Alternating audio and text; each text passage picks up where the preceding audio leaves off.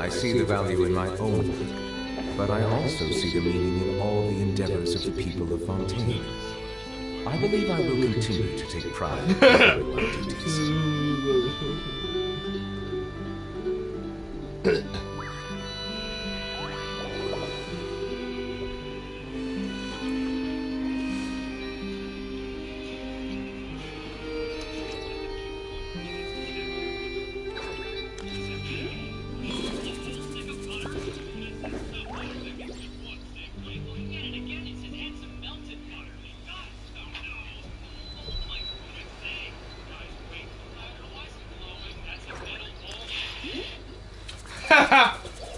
Moron squad.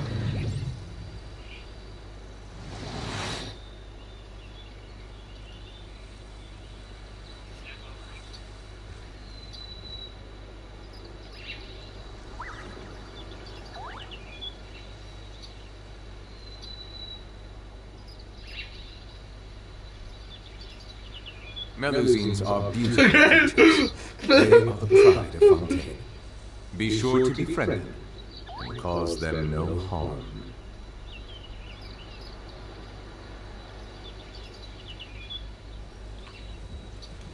I see! It's a metal bowl! Oh. Oh. We're fucked, aren't we? You morons! We should run soon, mate. Yeah, probably. Before I scream our teeth. Yeah, probably. Do, do, do, do, do, do.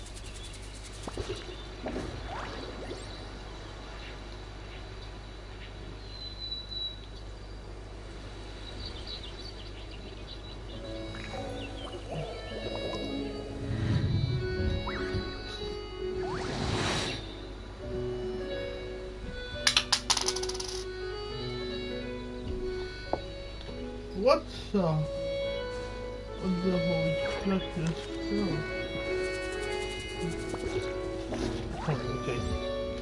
Ah, right, I forgot I went AFK. Okay, everyone, welcome to the goddamn stream. Fontaine, yeah, Fontaine. Oh, Northland.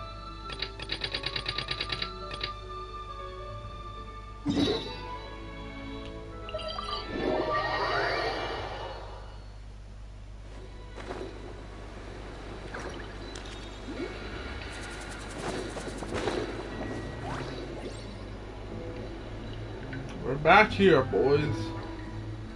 We're back. It's been a tough few days, hasn't it? So much has been happening. Hyman didn't think the meetings would go on for so long, but everyone seemed pretty fired up, huh? Hyman thought they'd be at least a little frightened. Well, Fremine was, now that Hyman thinks about it, but everyone else just looked a little surprised.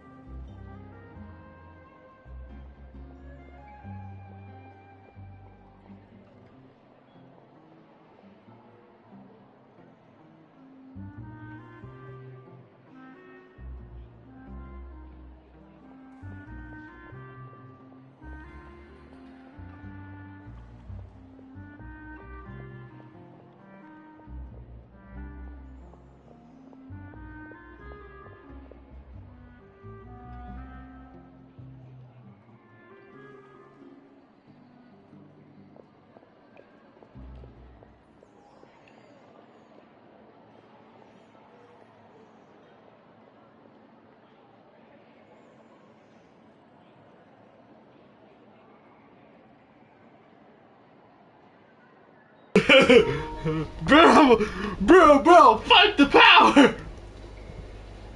Zenma Zone Zero! Well, it's hard to say. Hyman doesn't have any experience with this sort of thing. But with you around, Hyman sure will do great. After all, you're the most reliable person in the world, aren't you?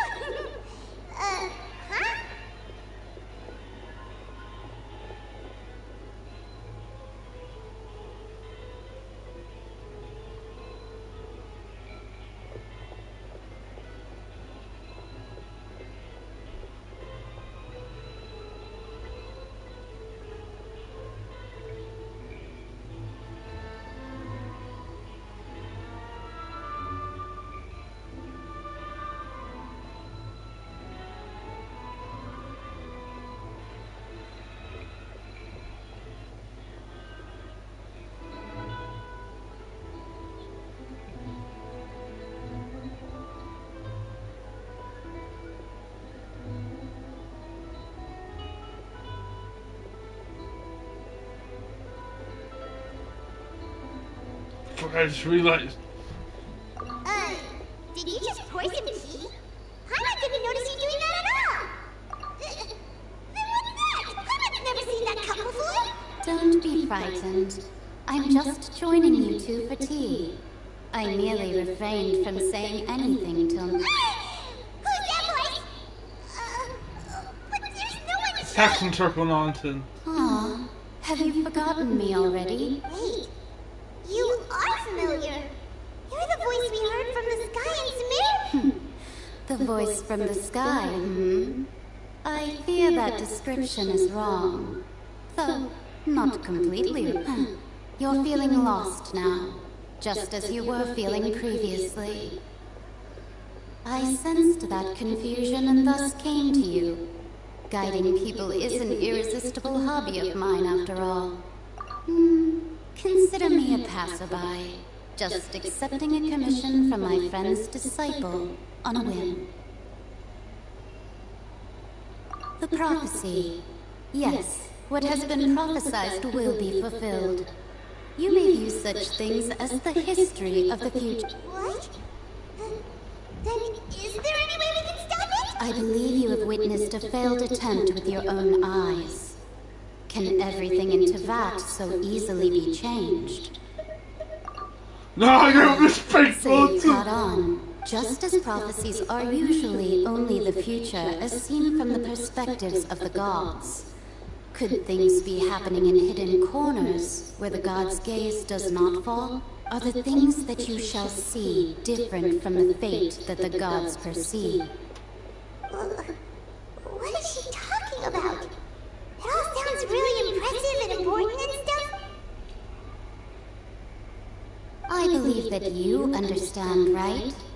Some things are insignificant, but others you must reach out to change. Ultimately, fate shall serve as your only guide, no matter what will happen in Tevat's future. All you need to do is to play... This was good tea, by the way. Thank you for your hospitality. Well, that'll be all for... The voice. Majin, is this a clue you're leaving for us? The Hexen Circle. I think I did Sinkalanka. Huh? I'm on here. Alright, coming. Hey, it's you who's getting lazy, okay? Wow, I see I've walked in on some lively band. Fine, just fine. I went to take part in that Steambird panel. It turned out to be more interesting than I expected. Not all Fontainians are pessimistic about this. One journalist mentioned that sitting around and waiting for the end to come would be wrong, and that they should make their own rescue preparations. I agreed, so we had a brief chat with her. Did she have pink hair by any chance? Why, yes, it was Charlotte. I assume you've heard of her, no? That daredevil journalist? I'm in full support of her view. Prophecies are very important, but how can people allow their lives to be commandeered by just a few words? That's right! I'm glad to hear something sensible for once. Ah, yes. About what we had discussed before. I did try, but I'm afraid I couldn't reach the old hag. I'll try again tonight, but I wouldn't get your hopes up. Huh? Goodness gracious. Are you serious? She said that even the god's gaze has blind spots. Pretty bold if you ask Paimon. Most people would believe the gods to be all-knowing, right? The Hexen Circle members are certainly anything but ordinary. As for the mage named N, the old hag has mentioned her a few times. She said that N's sense of direction is incredible, and that she loves guiding those who are lost. But I've never met her, and if she were still alive, she'd be... Well, suffice it to say that the hag's at least a few hundred now, and N's been around for longer than that. Whoa, the Hexen Circle sounds like a scary group. But they must really stay in shape to live so long. Their abilities alone are pretty terrifying. If she came to see you personally, then the problem you're facing must truly be of great importance. Well, it's not like Paimon could understand anything she said. Yes, she was quite cryptic, but I suspect she means that there is still a way to turn things around. She didn't say when or what that would be, though, so... Perhaps it is something that you cannot know right now.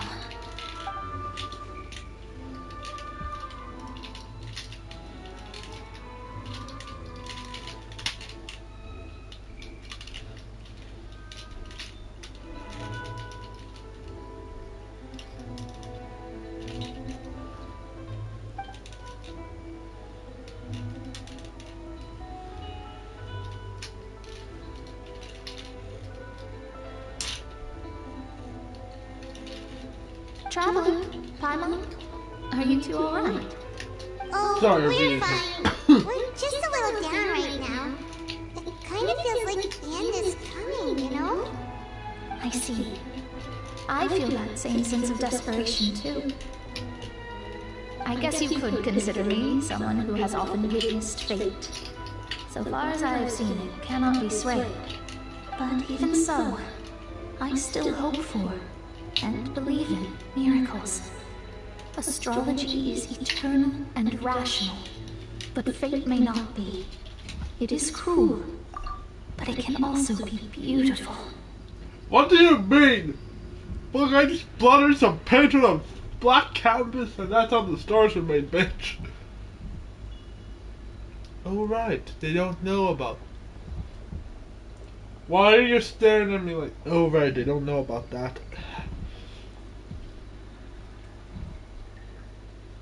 Basically God of the Source as well, yes, and the Sun. Yeah. Bye-bye. Perhaps that's what N was trying to tell you. Not to lose heart. Girl, I To think I believe that fucking what you sent are my seeing God. playing out before you is not yet set in stone. I did originally think of steering clear of all this, but I couldn't.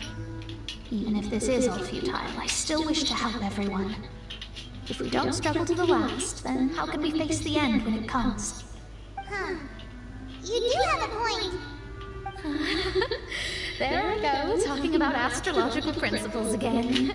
Sorry about that. The moment I start talking about work-related stuff... Oh, I need to get going.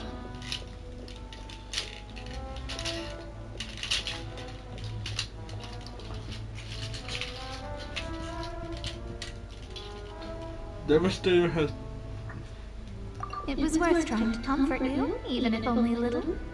I believe that you'll help those who are struggling in the same way I did. I suppose that might be why we always seem to meet by coincidence. Paimon feels kind of moved by what Mona said, but also kind of sad too. Hey, Traveler, Paimon suddenly feels like going outside for a walk. Oh, let's walk around the city, shall we? There's a few spots we always like to walk by.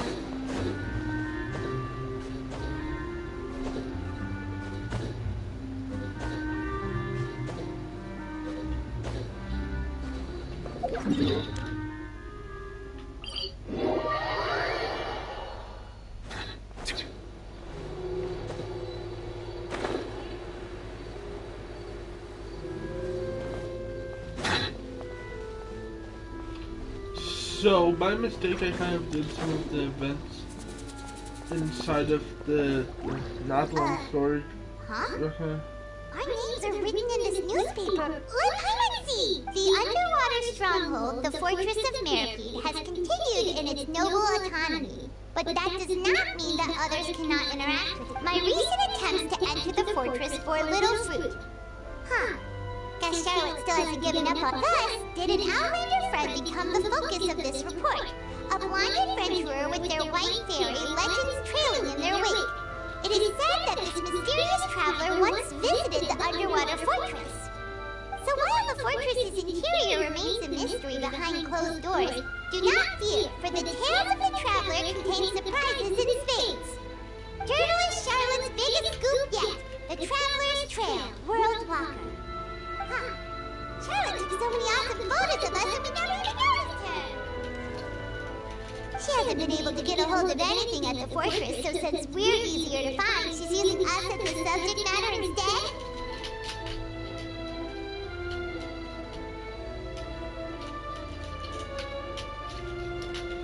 Damn it.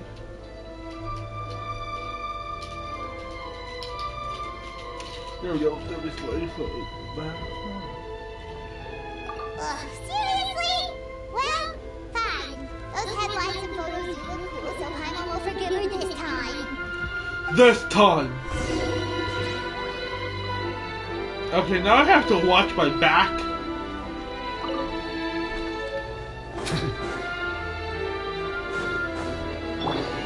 The other mechanic demonstrates.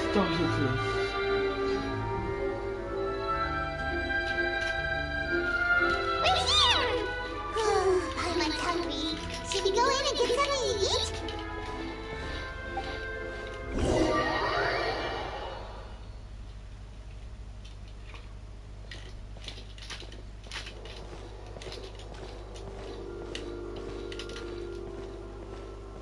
Hey, quick! Look! That's the limited edition only 16 slices a day cake! It was so delicious the last time we tried it, despite the tense situation we were in. Let's give it another go. I'm sure it'll be great. One slice of cake, please. Someone showed up after us. Oh, wait, you're the one from the Palais Mermonia. Oh, are you here to buy cake too? It seems Monsieur Neuralette was right. You really can eat. Wait, did he really say something like that? That's right. Even he has his own preferences when it comes to food. As for me, I love the cake and coffee here. Do you come here often? Usually every day. Every day? It's part of my daily schedule, apart from work. I shall have my cake and coffee. I love her! This is one of my 50 Then what if adopted someone told children. you one day that this place would be closing soon, and you wouldn't get to eat cake here anymore? What would you think? But why would it close? Well, Paimon doesn't know either, but maybe the waters will rise tomorrow. You know, like in the prophecy. Oh, the prophecy. To be honest, I haven't paid much attention to that. No, still, even if there'd be no more cake tomorrow, that wouldn't keep me from having some today.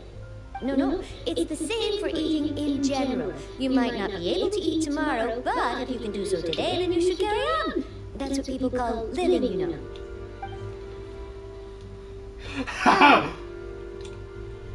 Don't be sad. Excuse me, could I have 2 more slices of cake to go? These 2 slices are for you. Sijuin said that this kind of expression you're making is what humans call being sad. My autistic child. I sure do. She was born before me, and she sometimes comes to the surface to teach us things about humans. She said that humans are creatures that are saddened easily, yes, and you can only lift their spirits by feeding them delicious food. So please try the cakes here. I've got something else to do, so I'll be going now. You two try to stay in a good mood after eating, all right? Bye. Oh, I love her. I teacher adopted her, one of these little fricks. And there she goes. I thought that Alright, was let's dig in. I'm sure this cake... It's more delicious than last time. And the flavor gets even better with a sip of tea. It sure would be nice if we could come again tomorrow. Sure would be nice if we could always eat delicious food here.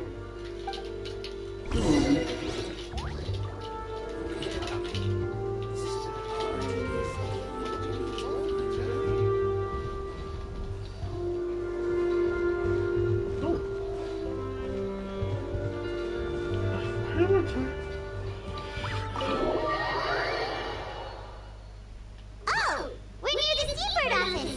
Let's go look for Charlotte and have a chat. Reload shotgun! Target has been found!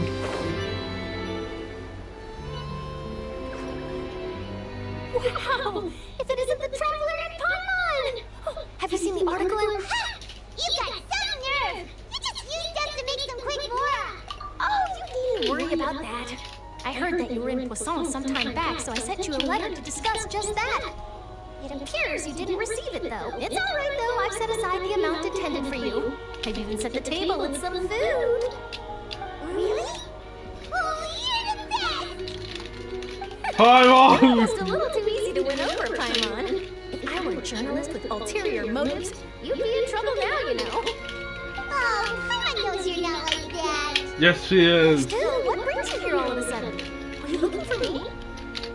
A friend of ours met you a while back, and when she mentioned it, we thought of coming to see you. Her name's Mona. Ah, so you know Miss Mona as well. She's a guest columnist for our paper. Really good one, too. She's so young and already such a brilliant astrologist. So she mentioned me? What did she say? She said that you're a real daredevil of a journalist. Nice. In which case, can this daredevil journalist dare to request an exclusive interview with the legendary traveler and Paimon? Huh? So your article in the paper today doesn't count? Oh, of course it doesn't. That was more like live photography. What I'd like to do is dive deeper and ask you to talk about the things you've seen and experienced. Yeah. Are we even qualified enough? Why not? If I say you're worth an interview, then you're worth it.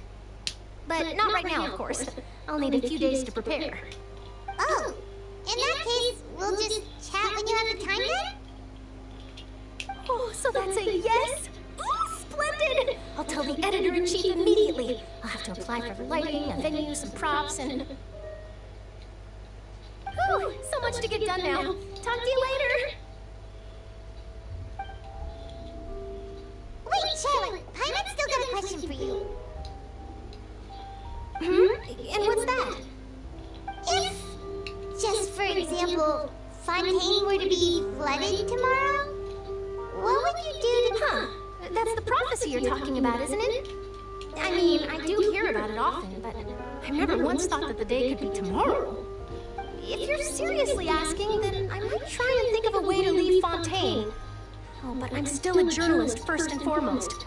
That means I have a duty to be reporting from the scene. And secondly, I wouldn't forsake my homeland that easily. From what I've seen, most people don't know what they do should the worst come to pass. In truth, it might be better just to behave like normal rather than worry over such an end. So in all likelihood, I'd probably still be prepping at the office for that interview of ours. I know what you're thinking. That sounds a bit sad, but I've always believed that it's best to do what you enjoy. Just think about it. If this nation really were to be suddenly destroyed tomorrow, but I still successfully finish an exclusive interview with a truly unique person, then the story I would wind up writing would truly be timeless.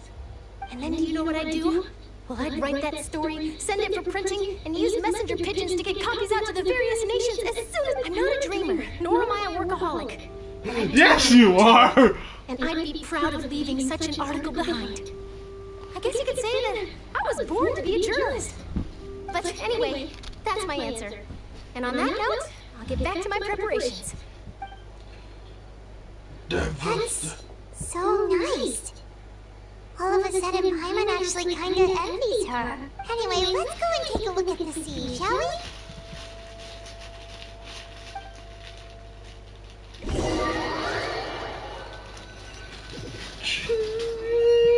The sea breeze and scenery can be a pretty soothing combo, huh? Paimon's been thinking, if it wasn't Fontaine, but all of Tevat that would be destroyed tomorrow, where would we go and what would we... No, Paimon should ask, if you could choose, what would you like to do? We've always been moving to the next destination, so we haven't spent much time thinking about these kinds of things. We didn't have to either, with us always being on the road. You mean, still traveling?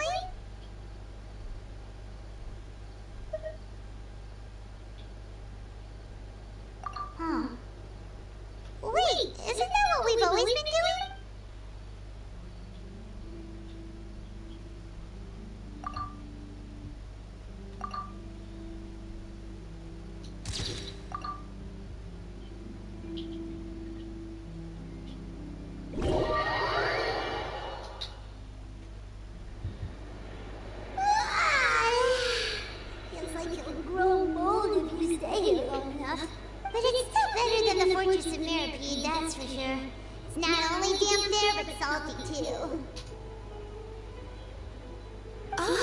So the two of you are still here. Wonderful. Oh, you're from the Palais Nermonia, aren't you? Yes, I'm Isadora. Monsieur Nervillet sent me to look for you two before. I heard that afterward you went to the fortress of Meroweed.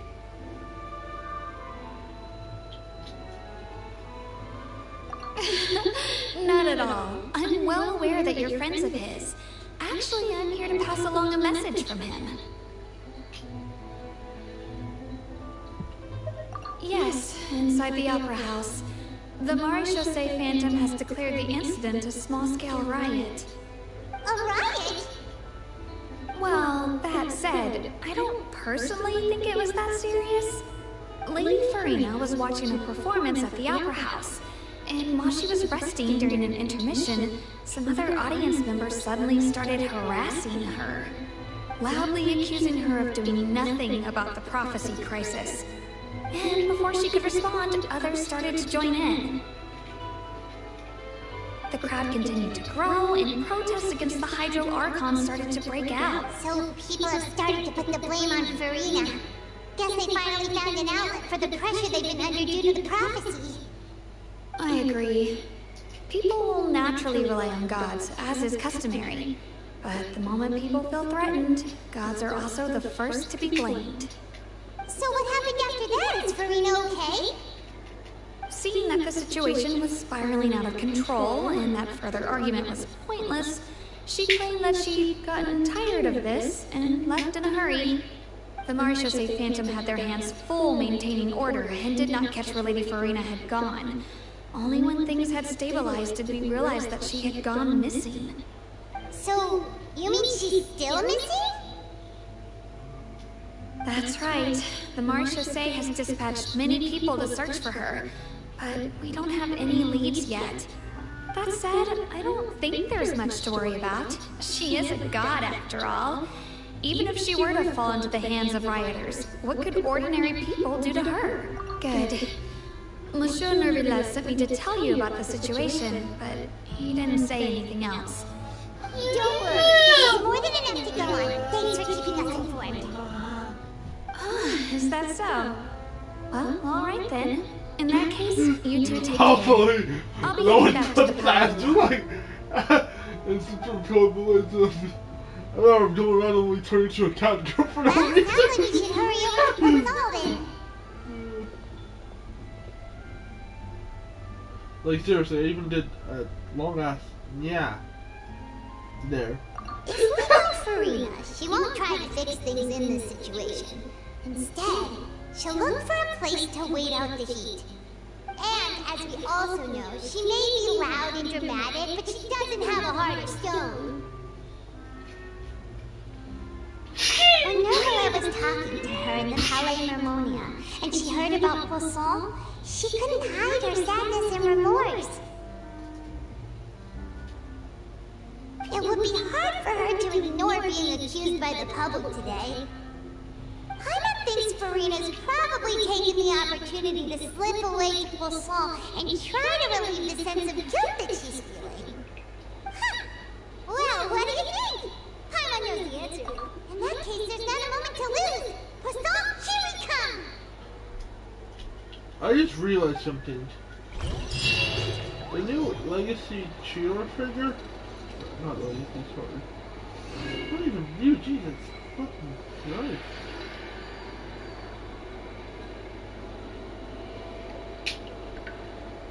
What?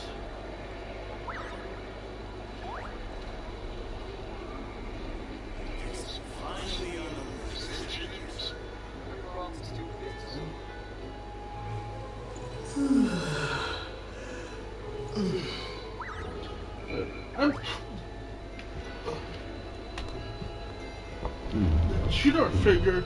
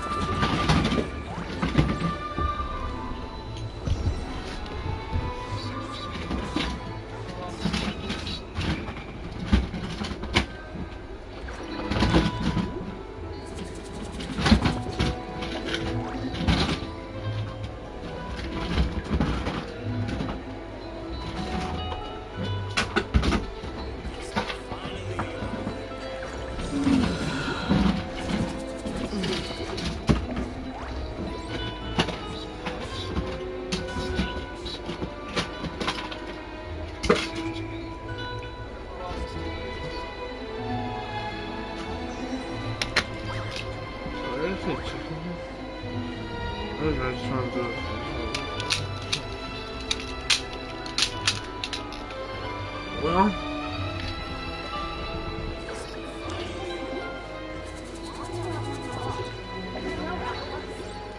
yeah, it's pretty similar, just unlike in the G1, no, Beast Wars figure, which was remolded into Big Cat, or the old version.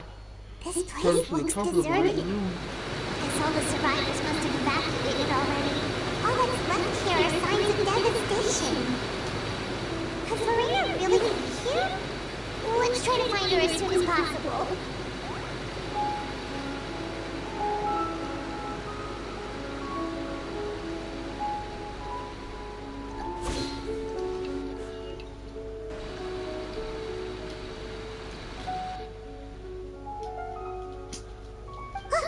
That's Farina, right over there. She really is here. Should I just give up? This is all meaningless. What was meant to happen did happen after all. Everyone's dead. I'm sorry. I'm so sorry. Give up, Farina. There's no point in holding out. I'm sorry. But what can I even do other than to repeat meaningless apologies over and over? Who's that? Don't worry, Farina, it's just us.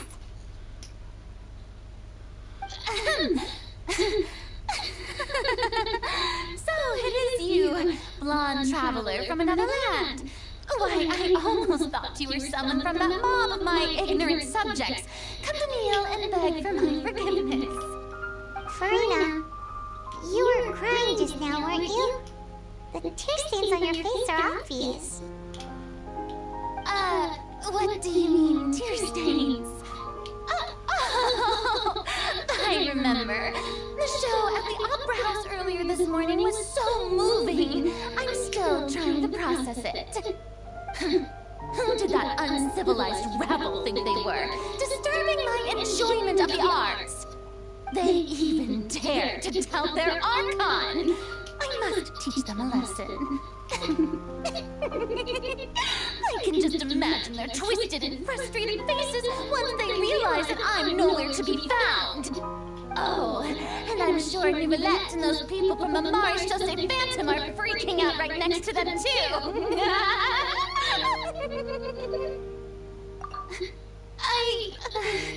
Of course not. Hey, there she is! The Hydro Archon's over there! Quick, after her!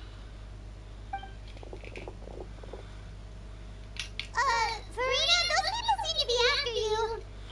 It's the fucking FBI!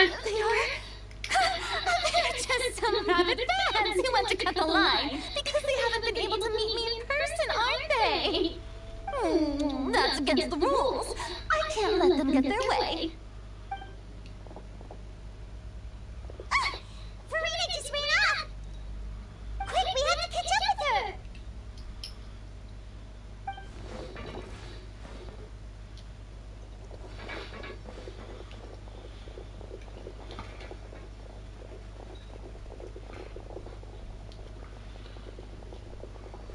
Also, I really need to get the fucking print on this other side.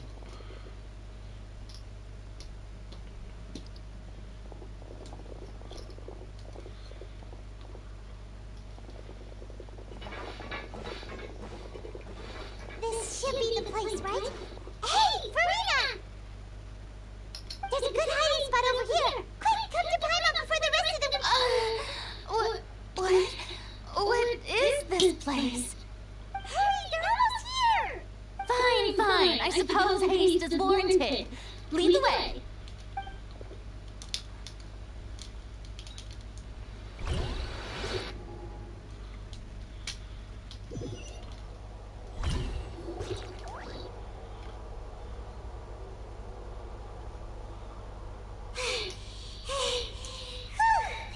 Paimon's exhausted.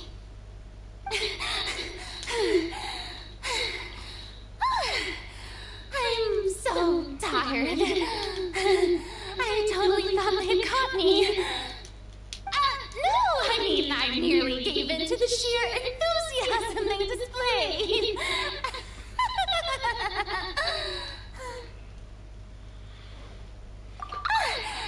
You're right. Yep, that's a good girl. What's happening? The ground's shaking. Is it an earthquake? Yeah, a quake of this kind preceded the flooding in Poisson, didn't it? It can't be. Well, there's no need to worry too much about that. Novelette's made some emergency plans, so the evacuation should go a lot smoother this time. Yeah, I hope you're right. But the people of Poisson, they've already...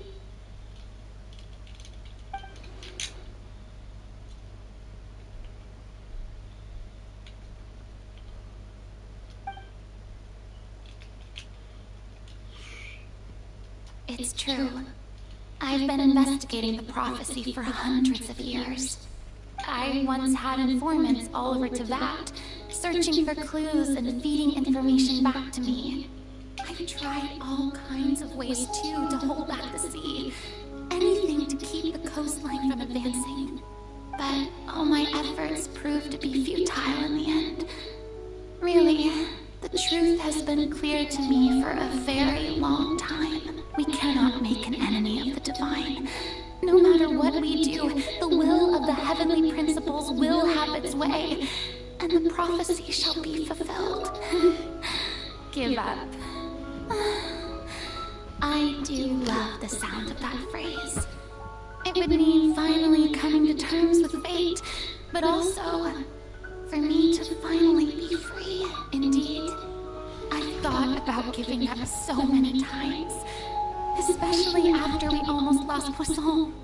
Fate is really unreasonable, isn't it? It has no heart and obeys no rules. The prophecy has only just started to come true, and so many people have already lost their lives. But just now... Sorry, my dear friend, audience member, we're going to a depressing session. I still don't have the right to come to terms with fate on behalf of everyone else. With effing Toy Chica Farina over here. If you don't get the joke, Farina and Toy Chica has the same voice actor. As long as the final moment hasn't come, it's still not too late. Don't worry. I will keep hope alive for everyone until the very end. Well, that's enough for now. I got the impulse to play the stricken maiden, but honestly, considering my rank and station, that wasn't a good fit at all. Don't take any of what I just said seriously. How could I possibly let Fontaine fall to the whims of trivial prophecy? Toy Chica, please stop. I could have sworn you were actually being honest just now.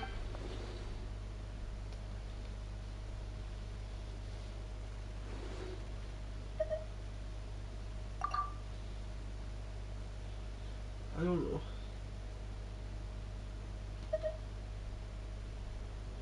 Cher, that's impossible. It was fated right from the start that this would be my duty alone.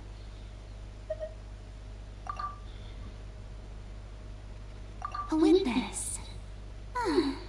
Yes, I've heard that you came to Teyvat from beyond the stars, yes. In other words, you never belonged here. And if Teyvat is, in its entirety, a show on a stage, then you're just a spectator. If...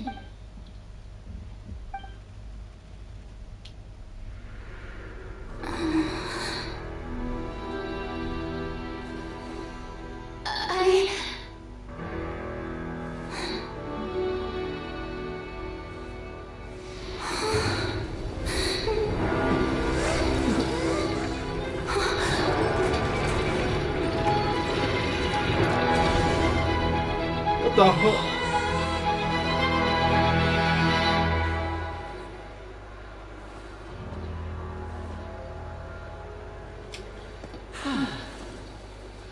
What the hell? Lady, how the fuck did you move a whole ass time to build and gentlemen, this concludes my opening performance. Now, without further ado, we may proceed to the trial of our god. So, this is what it is. Yes, you deserve praise for the effort you took to raid. Do not forget, however, that I am Thosalor, the god of justice, the embodiment of justice itself. Does it not strike you as even the least bit absurd to bring the very concept of justice to trial? May I interpret these words as your refusal to stand trial? In that case, you will have the opportunity to defend your honor through a duel. You would draw your blade against a god? I won every other day of the week! I see. It seems like you have made up your...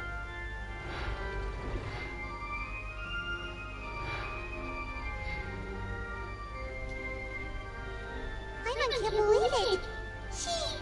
She just surrendered.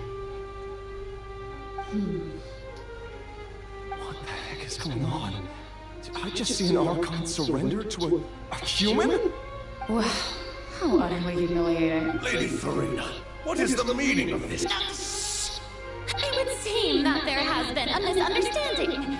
To be clear, the raising of both hands is not always an... Looking for excuses again. I raised my hands just now to indicate my acceptance of the trial. No duel shall be necessary. I will admit that I've been running away for a long time. I'm sorry, everyone. I was unable to protect the people of Poisson. It is my duty to stand trial for my crimes.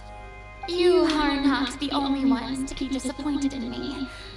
I, too, am exceedingly disappointed in myself. But now, it is time for the Hydro Archon to show you her courage and resolve.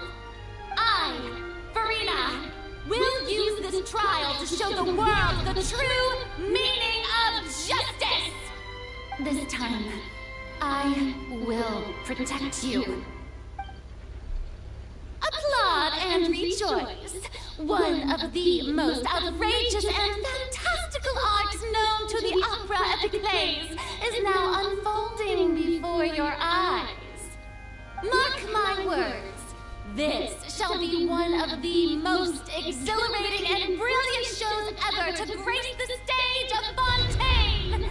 The trial of the Hydro Archon, Thosalor, will now begin!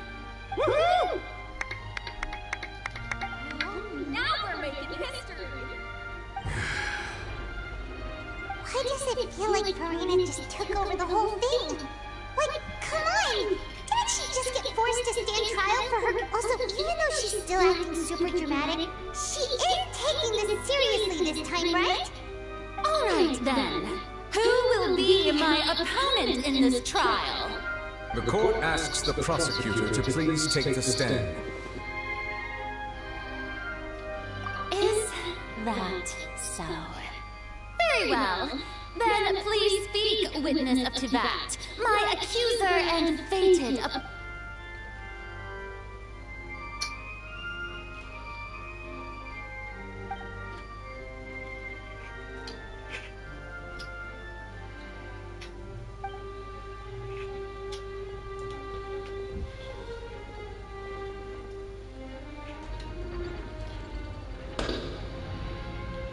Also, please allow me to ask, as a final question before the trial begins. Just how much work did you do to force me onto this stage? Well, we did do a lot of prep after the meeting that day.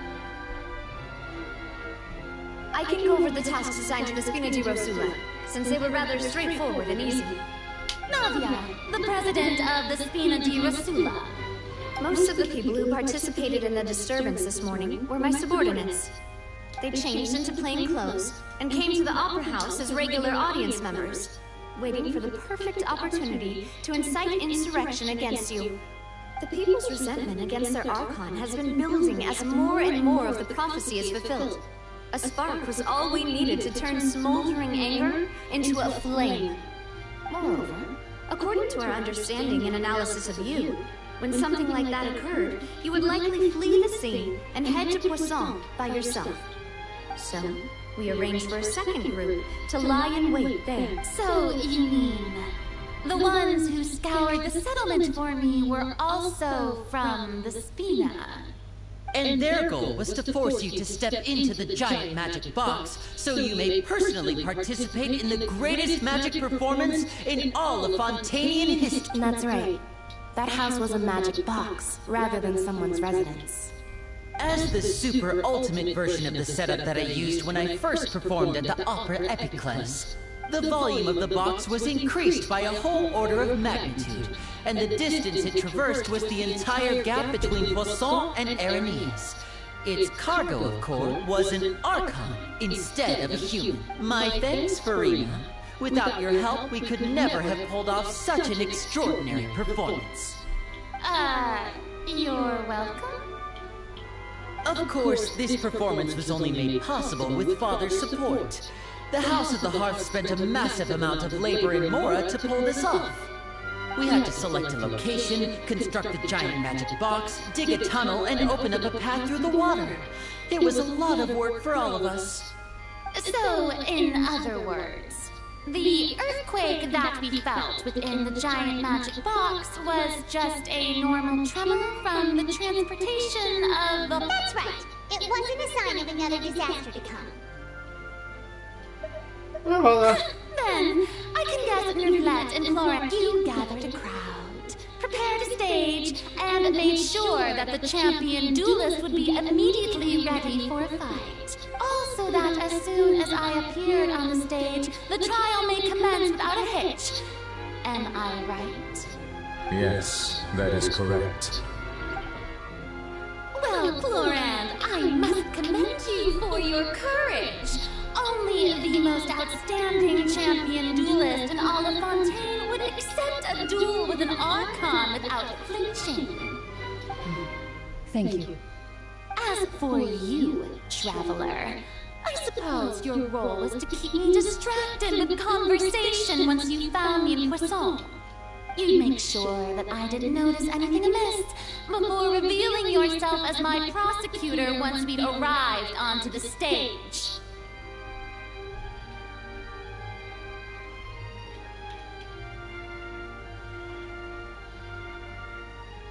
Oh?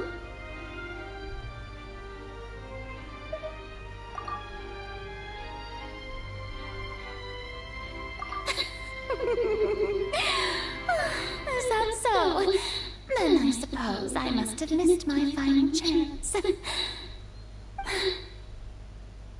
It's fine. It matters not. What's done is done. The stage is already set, so there's no reason to disappoint the audience. Let's see this trial through to the very end.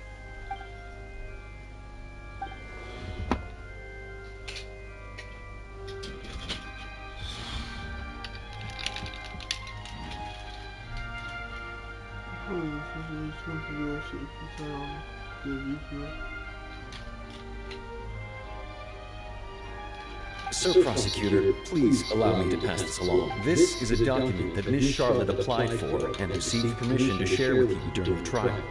According to her, it should speed up the proceedings. Huh?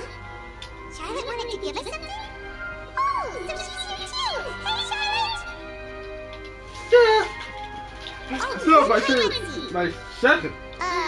Isn't this the exclusive interview that she did with us before? So she's already finished it, huh? Wait, then that means this document is a perfect timeline of everything that's happened ever since we stepped foot in Fontaine! So in other words, we can refer to this analogy of evidence every time we want to use something from our journey as evidence for an argument! Let's quickly confirm the information in it. Just think of it as a refresher, alright? You defeated the Hydro Archon in the very first duel you took part in at the Opera House. That's one for the history books, all right.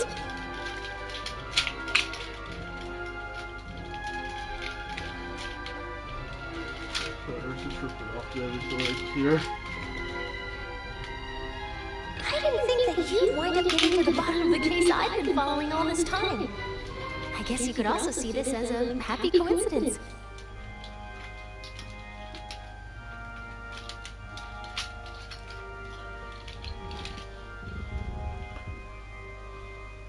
This is the first time Monsieur Nervillette had a difference of opinion with the Oratrice. Even the Hydro Archon can't figure it out.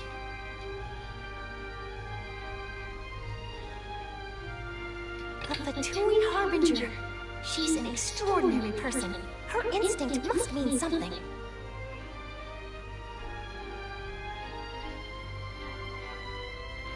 The fortress of Meripede was almost destroyed in a single day. That I didn't witness that scene personally will always be a source of professional regret, I think. According to Monsieur Nervillette, both Child and that whale should have been in the primordial sea at that time. I nearly lost my awesome friend Navia. To be honest, that still gives me shivers.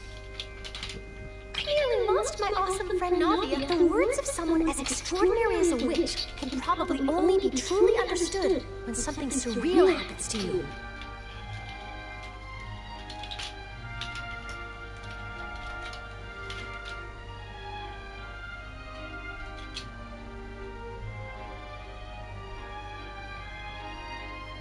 I don't get why there's one of those things.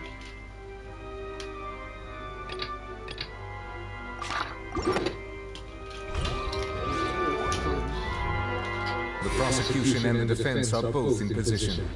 The trial shall now begin. Oh, come on, Nervillette. There's no need to repeat all the unimportant legalese. Just fast forward to the part where the prosecution lays out my offenses. As the defendant and the lead actress of this performance, I still haven't even been informed of my supposed guilt in all of this. Of course, it is only natural for humans to struggle to understand the actions of a god. However, you will need more than that to convict me of a crime. That's true. But my charge here is unrelated to your conduct as an Archon. Instead, I would like to charge you as a fraud who's never been the Archon in the first place. Wait, what was that? Lady Farina's a fraud? Hey, I came here thinking that we were going to try the Hydro Archon for forsaking your duty. Did I hear that right? She's not an Archon at all? Charge accepted. Lady Farina, do you plead guilty to the charge? Lady Farina. I plead not guilty. How can I be guilty? There is no way that I, Focalor, otherwise known as Farina de Fontaine, a member of the Seven and the Regina of all waters, kindreds, peoples, and laws of Fontaine, could be anything other than your true Archon. Yeah. Even though Lady Farina can be rather eccentric, isn't it going too far to doubt her very identity? Yeah, I've never questioned her identity either. Sure, Lady Farina can be super irresponsible, but what grounds does that prosecutor have to make such a huge claim? I have cause to believe that common sense will prevail in this case. Many of the members of the audience have known me as the Hydro Archon ever since they were born. There would be no fooling their memory. See? Even the Oratrice has decided to show me its favor. Are you sure you want to commit to a charge that will never be upheld? If you wish to drop the case, I can promise you as the God of Justice that you will not have to face trial for making a false accusation. We will treat everything that's happened as a dramatic spectacle and move on with our lives. What do you say to that? An argument with near impossible odds, huh? You have to not only refute Farina's claims, but also overturn the long-held beliefs. Well, I tried to give you the chance to surrender. If you must persist, then let me ask. If you believe I'm not the Archon, then what manner of being do you think I am? And if I was not the Archon, then how did I manage to live for over 500 years?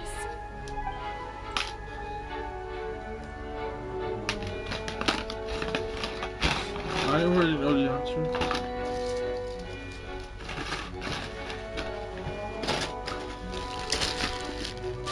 He doesn't yet, so...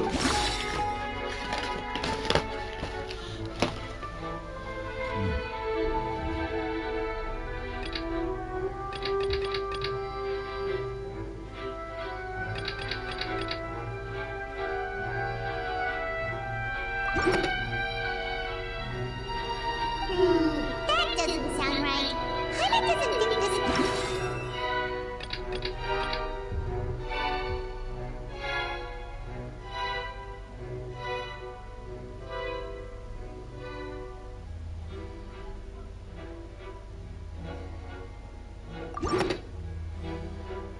First of all, you may be a member of another long-lived race, which would allow you to naturally possess an extended lifespan.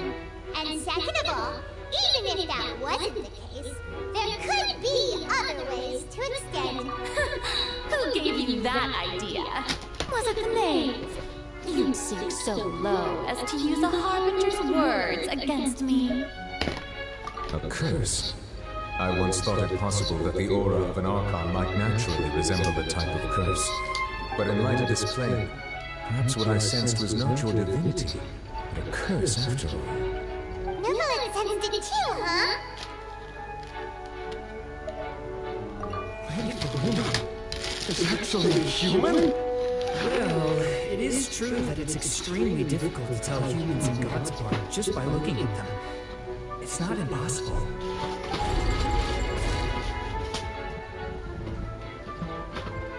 Well, don't start celebrating too early now. Even if I have been carrying a curse like you said, how does that prove that I am merely a human being? Besides, everyone knows that the main difference between a human and a god is the possession of authority. Gods can do what humans cannot. That's why they're worshipped as gods.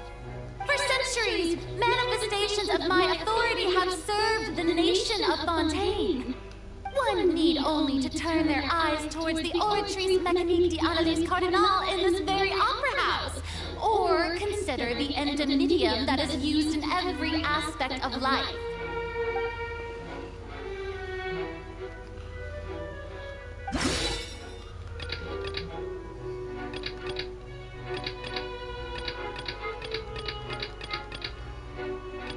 No.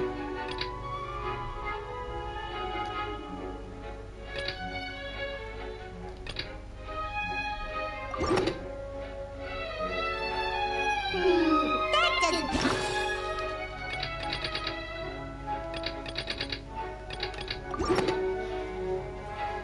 You tried to reference the Oratrice, but weren't you as confused as all the rest of us when the Oratrice declared Child to be guilty without any proof?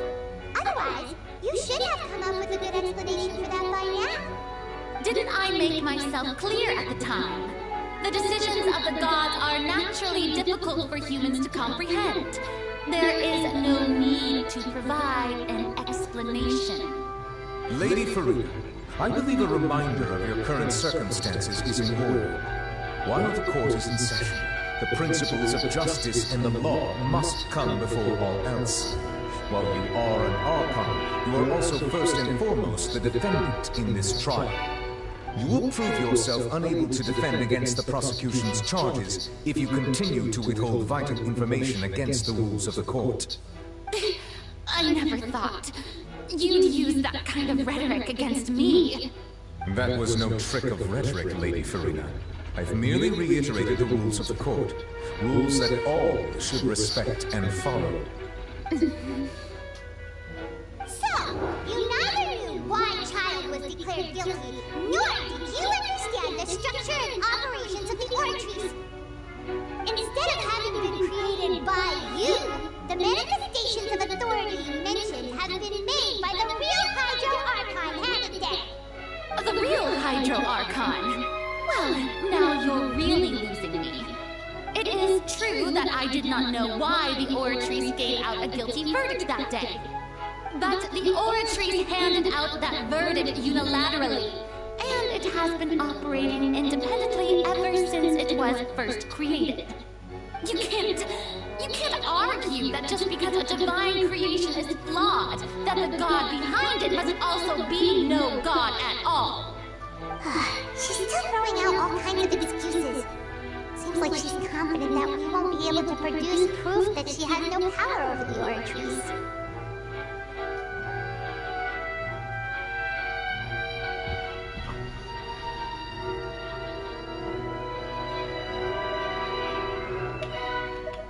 My power as an Archon. There are many ordinary citizens in the audience. How can I just carelessly demonstrate the formidable power of an Archon? If that poses a concern, I'm prepared to extend my protection to the audience. You don't need to go that far.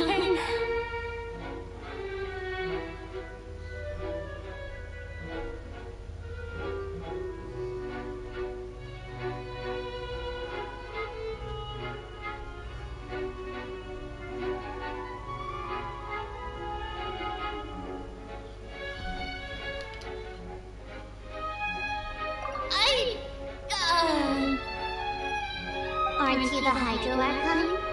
Or is it that you can't even wield the power of Hydro, much less the authority of a god? Indemnitium! Yes! It's all because of Indemnitium! All Archons derive their power from the faith of the people, and I've converted the people's faith in justice into Indemnitium! Thus did I give up all of my divine power to provide everyone with energy for their daily lives! Have you ever seen a more magnanimous god? Isn't that a huge stretch? Yeah, no matter how generous an Archon can be, how could they give up all their power? Can a god with no power even still be called a god? It seems like nobody's buying Farina's excuse. Hey, come now, everyone! Please don't stare at me as if I was a liar! I'm still the same Farina you knew, right? The one that you loved! Shouldn't you want to believe in me? Please? You've got to believe me! If what the prosecutor said is true, she really has committed a grave offense. Did she deceive all of us? And all of our parents and grandparents too? And all of our ancestors? Ever since they were born? Enough! That's enough! Tell me then, if I'm not the real Hydro Archon, then who is? If you have no evidence of another Hydro Archon's existence, nor can you find anyone who can back up their claim to be such, then what grounds have you to say? Wow, she came up with yet another argument. How can we refute her now? Seems like she really doesn't want to give up.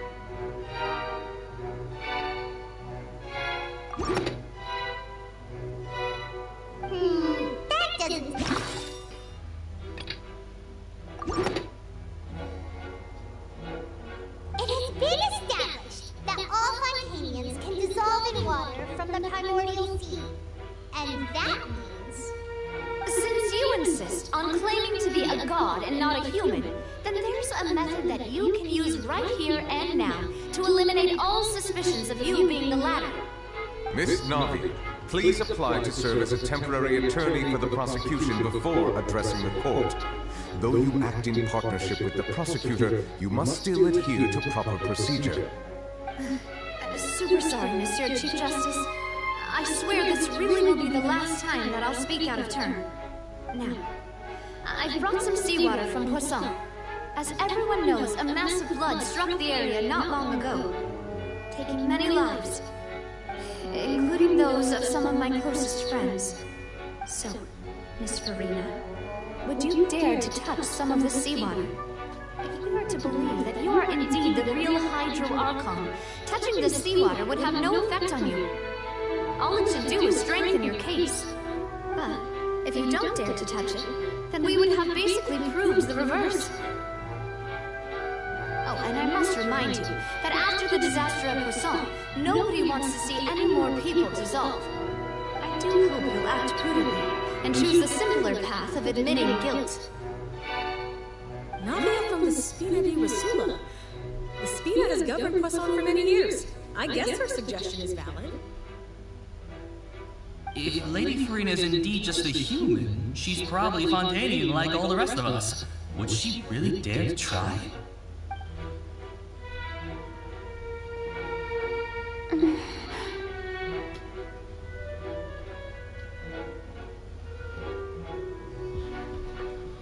Lady Farina, this test has been unilaterally proposed by the prosecution.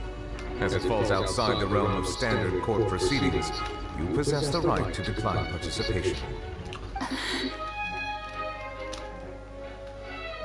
Well, of course he had to tell her that. But refusing to participate is basically the same as a confession of guilt. She's just staring at the water without saying a single word. It really does seem like she's quite terrified of it. That could only mean... What's going on? Is she really planning to... That's not what we thought she would... Due to the inherent risk of the test, Lady Farina, you may... Hey!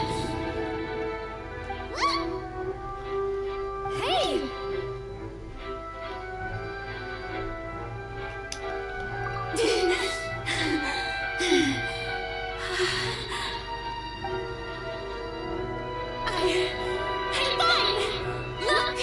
Look at me, everyone! My hand is still here! I haven't been... Will you believe me now? I really am your Archon! I'm nothing like a normal human who would fall apart as soon as they touch this water! Really? Was this not the most obvious thing in the world?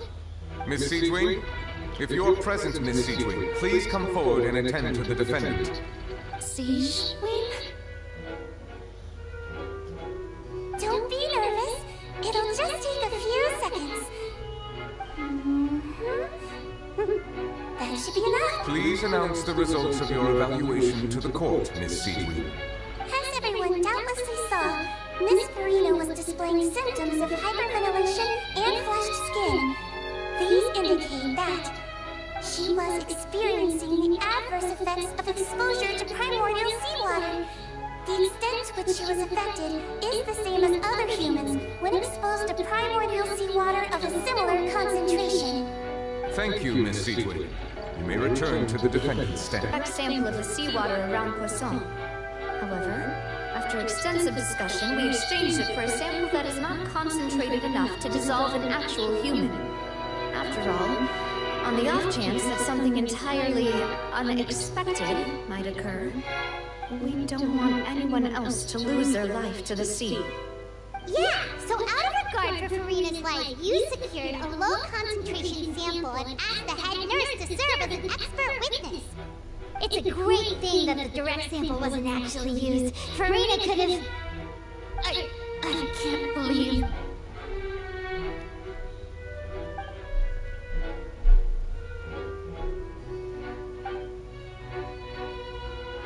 Listen to me, everyone!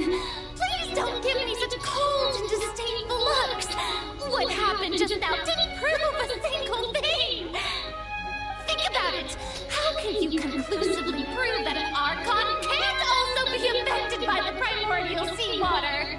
Also, if I was really just a human, why would I dare to just put my hand in that kind of water?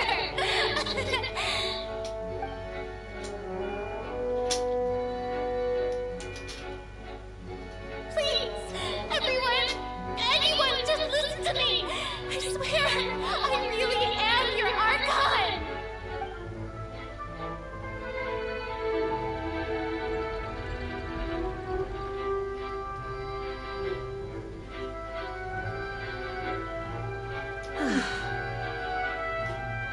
I don't think anything she says at this point will sway anyone.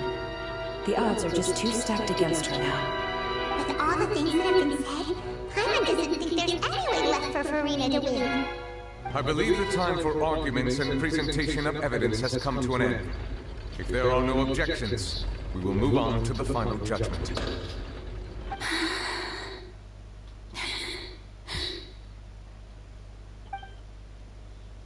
I don't think anything she says at this point will sway anyone. She's too stacked against her now.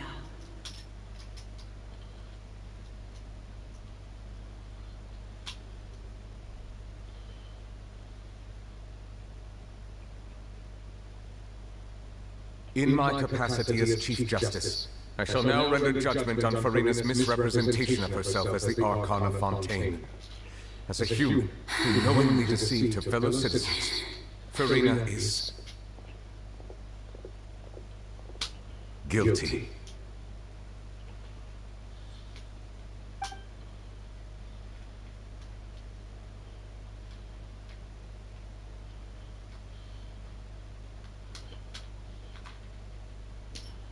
We shall now turn to the Oratrice Mécanique d'Analyse Cardinale to render the final verdict on the charges.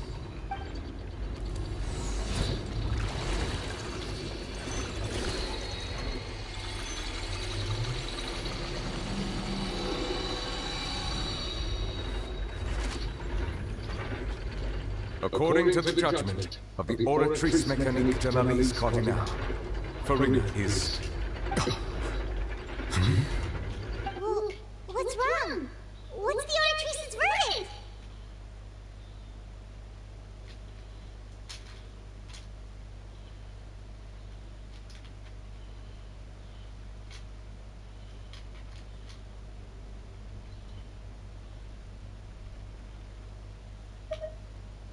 No. The Oratrice also displays a guilty verdict. Isn't that correct then? However, the exact wording of the verdict is thus. The Hydro Archon, guilty, to be punished via the death sentence. The death sentence? That's actually one of the available sentences? I've always thought that it was just a myth. The one and only time the death sentence has been handed out at the court, and it's been given to the very person we've worshipped as the god of justice?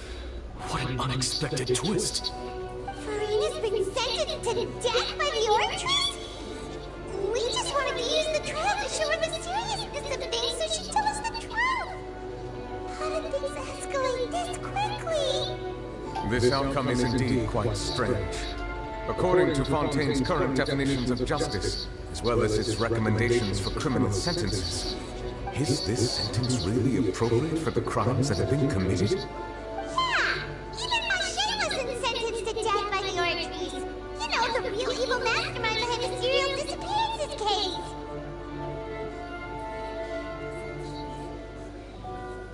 Indeed.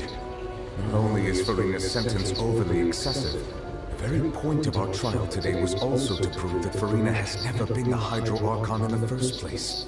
But now, the Oratrice seems to have deliberately invoked the title of the Hydro Archon. What does this mean?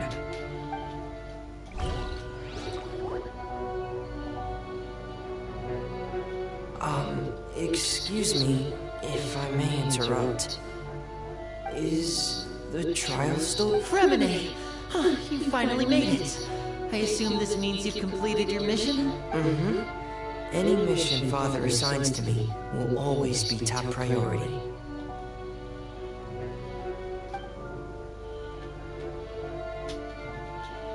Is that the first prophecy slate? Huh. So the knave privately arranged for Fremine to try and find the missing slate. I looked everywhere and finally found it at the bottom of the sea. It took me a long time to get around some dangerous stretches of water. But has the trial already concluded? Then... doesn't that mean I've come too late? Oh no. Father will be disappointed in me.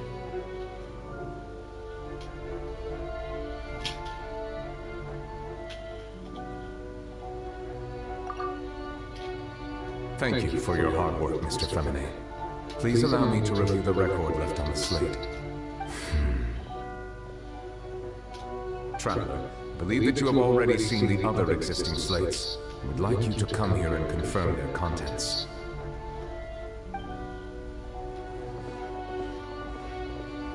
Huh? So what do you see? What is it?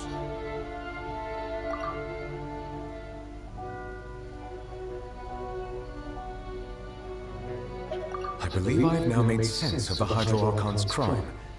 It has to do with Fontaine's lost history.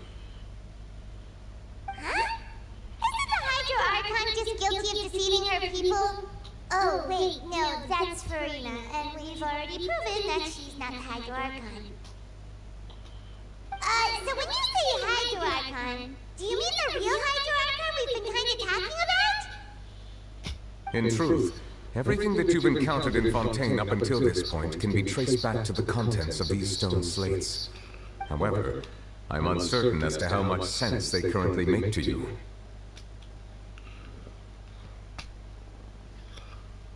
Okay, let's try to recall the contents of the other 3 stone slates.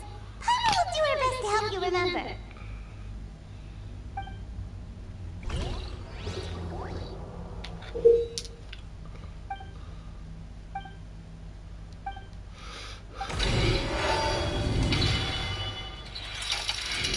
The first stone slate describes what you just said.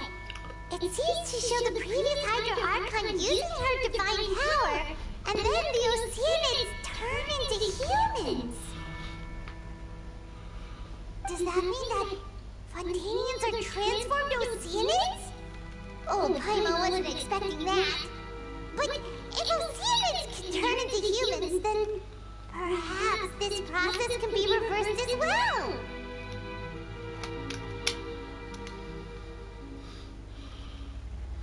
The second stone slate shows Celestia floating in the sky, and the Hydro Archon and her people worshipping it together. But the heavens still brought judgment down upon them.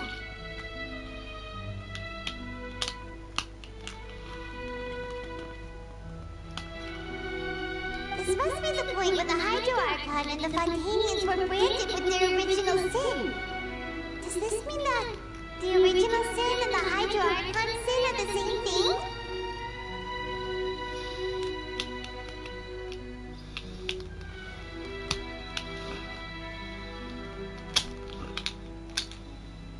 The third slate shows the Hydro Archon sinking into the sea surrounded by many people.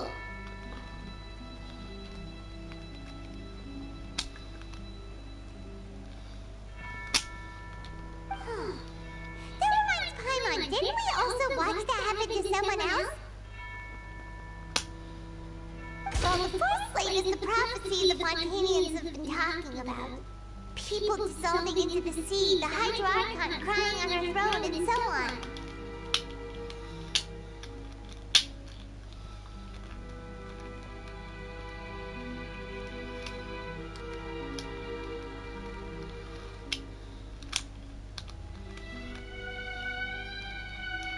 We didn't believe that such a crazy disaster could happen at first, did we? But after that incident, it was just a question of when and not if.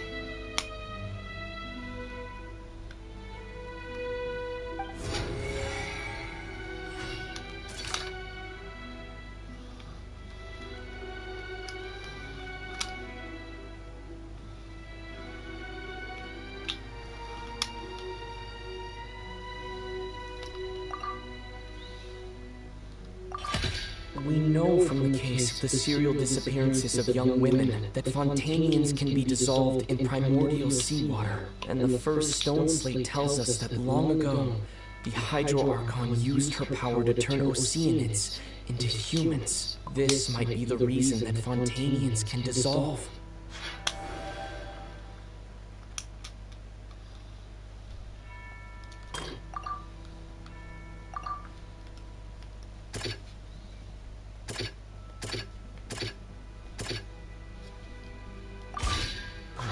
What is about to take place has all happened before. The true sin of the Hydro Archon that Nervalet mentioned, and the original sin cast down on the people of Fontaine by Celestia, has recorded on the stone slates.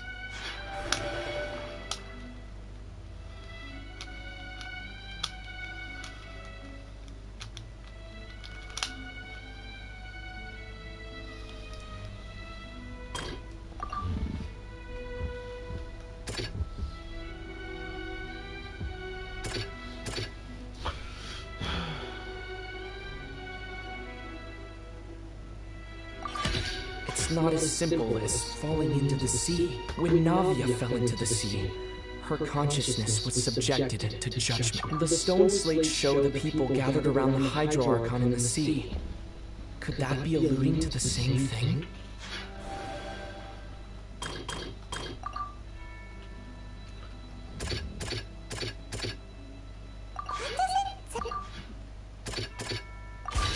The prophecy from the stone slates found its way into society, but not many people believed it at first. The fortress of Meropide was nearly flooded with primordial seawater, which we know can cause Fontainians to dissolve. It seems increasingly likely that the prophecy may come true. If we hadn't dealt with it in time, things could have gone very badly. They'll dissolve into the primordial sea but won't cease to exist. Their essence will flow in the seawater, converge, and take the form of an Oceanid.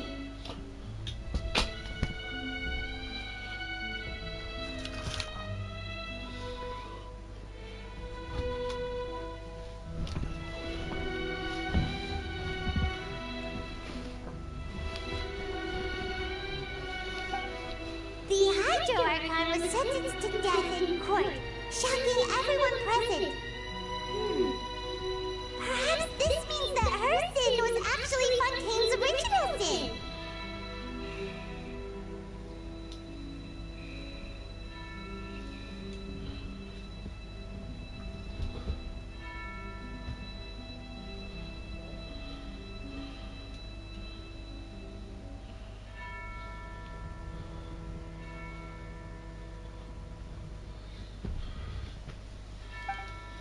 Nami fell into the water inside those ruins, and she nearly dissolved. She was surrounded by the people of Poisson in a court within her consciousness, and was forced to take part in a trial meant to make her... The eruption of the primordial sea at the fortress of Meropide was the surest sign that the prophecy was about to come to pass no matter what.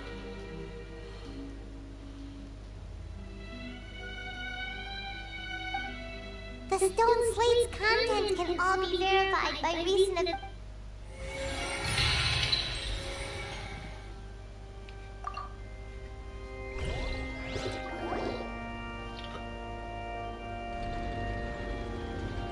Huh?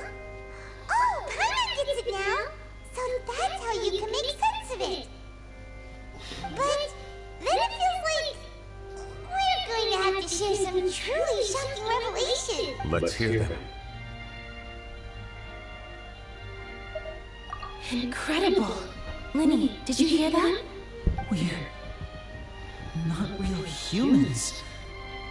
All Fontanians were originally created by the late previous Hydro Archon, with Oceanids as their basis. The evidence for that can be found in how only Fontanians could dissolve in primordial seawater, and how all the girls Vacher dissolved were also turned into Ocean. Oh, and according to Navia, when she was about to get dissolved, she also saw everyone gathered around for a trial, all of them in the shape of Oceanids. Indeed. Yeah, and it follows from the content of the first slate that she probably anchored Celestia by creating humans without prior permission. That could also explain why the Oratrice judged the Hydro Archon to be guilty. It's to account for that ancient sin. The Hydro Archon's true sin was creating... And yet, after many hundreds of years, the Hydro Archon's creations have turned around to try to judge the Archon within the Opera Epiclese. Yeah, isn't the image here just like when Navia fell into the sea? So wouldn't it be trying to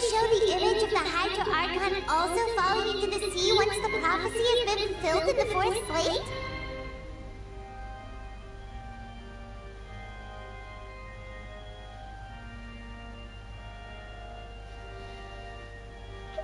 In the end, the people will all be dissolved into the waters, and only the Hydro Archon will remain weeping on her throne.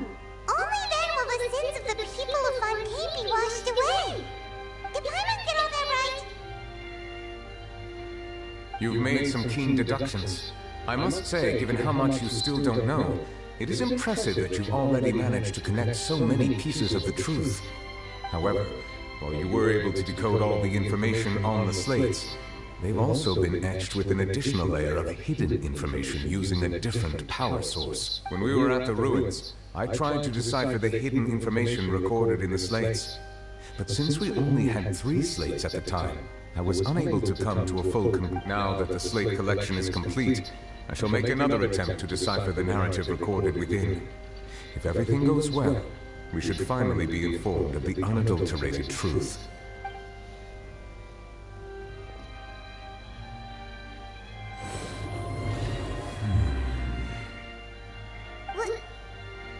I believe I should share this truth not only with you, but with all the people of Fontaine as well. I will try to briefly summarize. Your hypotheses regarding the origin of Fontainians and the sin of the Hydro Archon were both. In the Fontaine of old, the previous Hydro Archon sensed the yearning of her Oceanian familiars for life on land.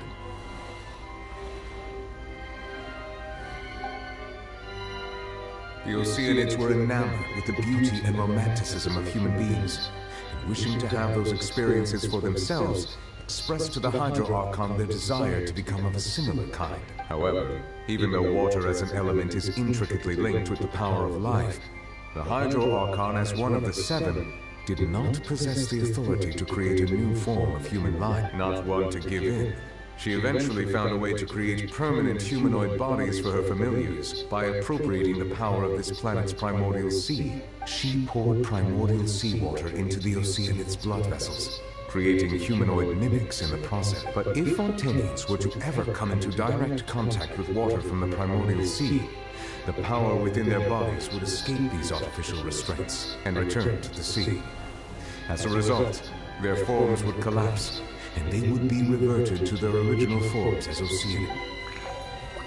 Of course, the Hydro Archon never received permission from the heavenly principles to create a new human race. And thus, the Hydro Archon and all of her creations came to shoulder the original sin of appropriating the power of the primordial sea. That is the true history of how the people of Fontaine first came into being. So we were all Oceanians before we turned into human beings? That's way too much information for me. I think I'm just going to pretend that I never heard a single thing. Wait, but if that's the truth, we can't let the Hydro Archon be sentenced to death. After all, her only sin was creating us.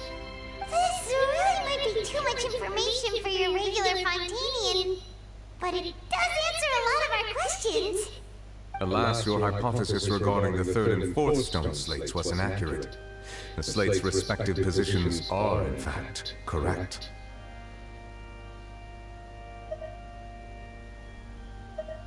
A key point of the visual on the 3rd slate is how all the individuals depicted in the water are humans rather than Oceanic. They have not been dissolved, which implies that the water depicted in this slate is not water from the primordial sea. The nation of Fontaine is the nation of Hydro, as well as the nation of trials and justice. Instead of being the literal element, the water in the scene symbolizes judgment and justice. You may also recall Navia's experience. When she fell into the sea, her consciousness was surrounded by that of many others who intended to hold a trial to determine her fate. Therefore, the meaning of the 3rd slate is that the people of Fontaine shall try the Hydro Archon. Yes, it refers to our present situation. I think I'm following now. So, what you're saying is, even though we decided to put on this trial to avoid fulfilling the prophecy, in truth, everything we've done has happened exactly as the prophecy foretold. So now, it seems, we're the ones making sure it comes true. What should we do?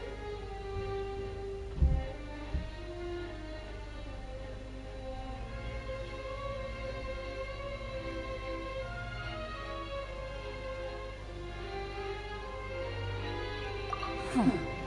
No matter what, the prophecy will be fulfilled. Is this what it feels like to be a prisoner of fate? If that's the case, does that mean the scene in the fourth slate will also be fulfilled soon? Traveler, I would like to point out another small fallacy in your deductions about the fourth slate. You probably thought that the eruption of primordial seawater beneath the fortress of Meripede served as the surest sign that the prophecy was about to come. However, I believe that rather than being a sure sign, that eruption could in fact only be a small warning of something far worse to come. As for the root cause of the catastrophe, I believe you've already encountered it once before.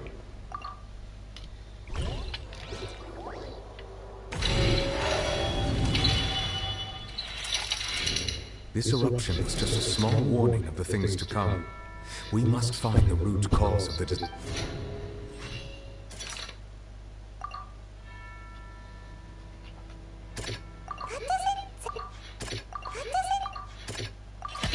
It was both dream.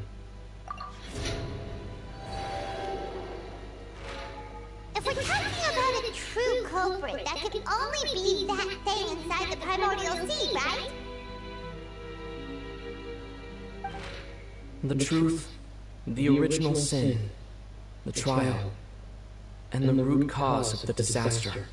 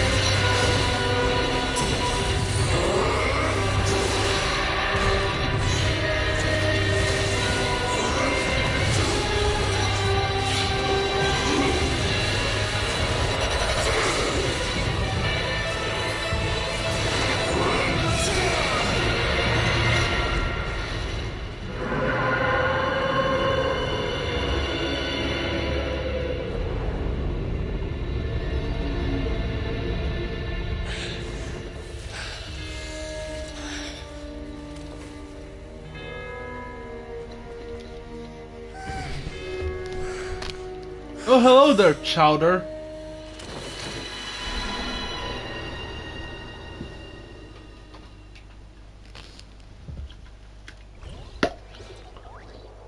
That was way too close! How did that thing just burst into the opera house? Wait, was that the huge whale you saw in your dream? So we've met it at last.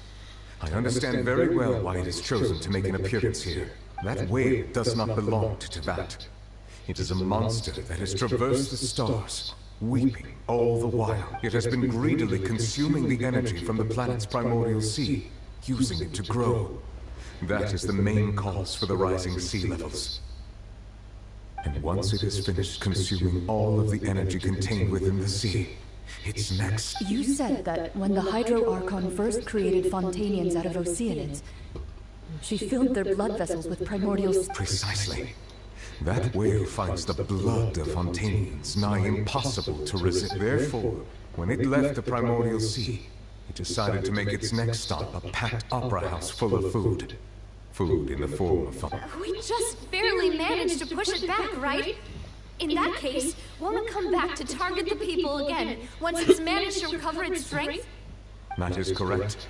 Indeed, it is more accurate to say that we should thank that Harbinger for buying us some time.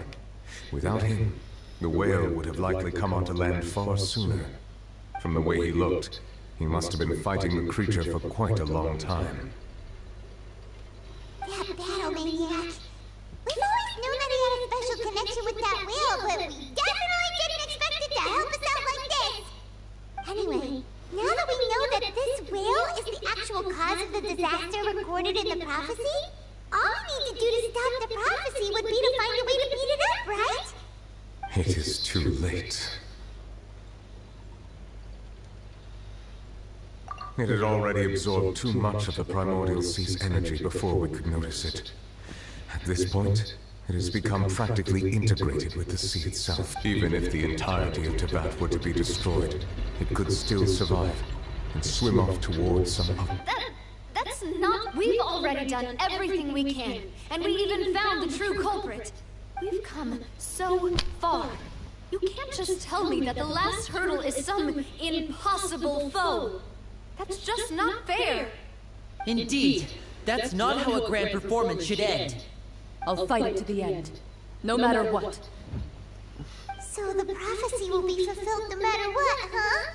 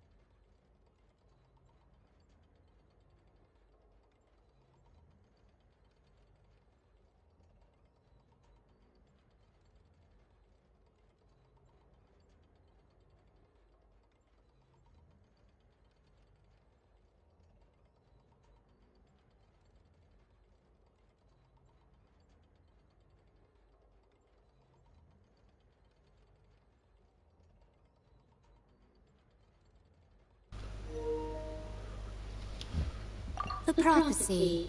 Yes, what has been prophesied will be fulfilled.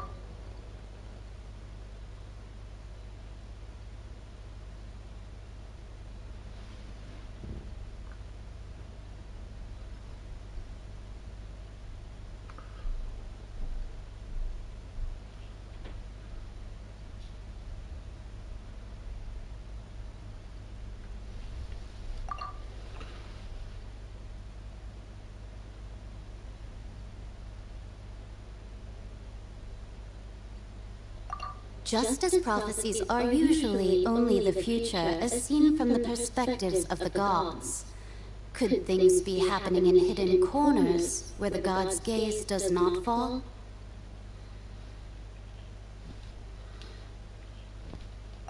Ultimately, fate shall serve as your only guide, no matter what will happen in Teyvat's future.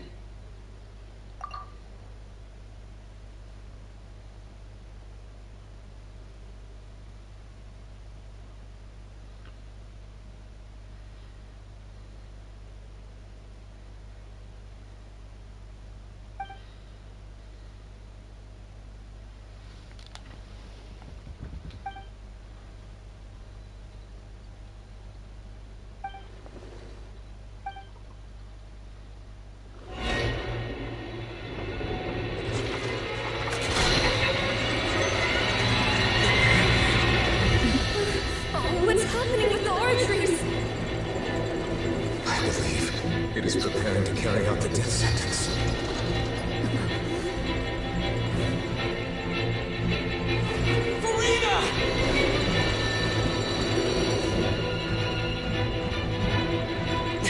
No, I still need answers.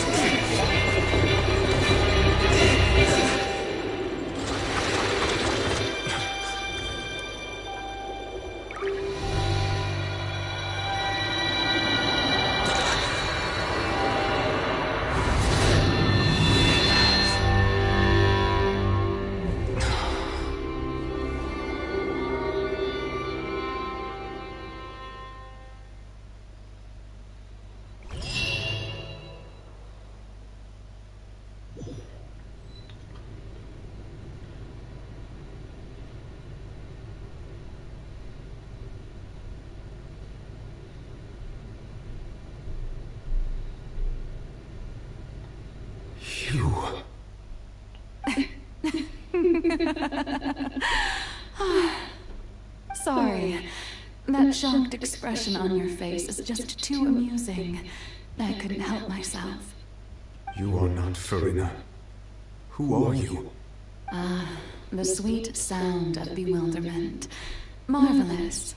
A sure sign that my attempt to deceive everyone was a resounding success.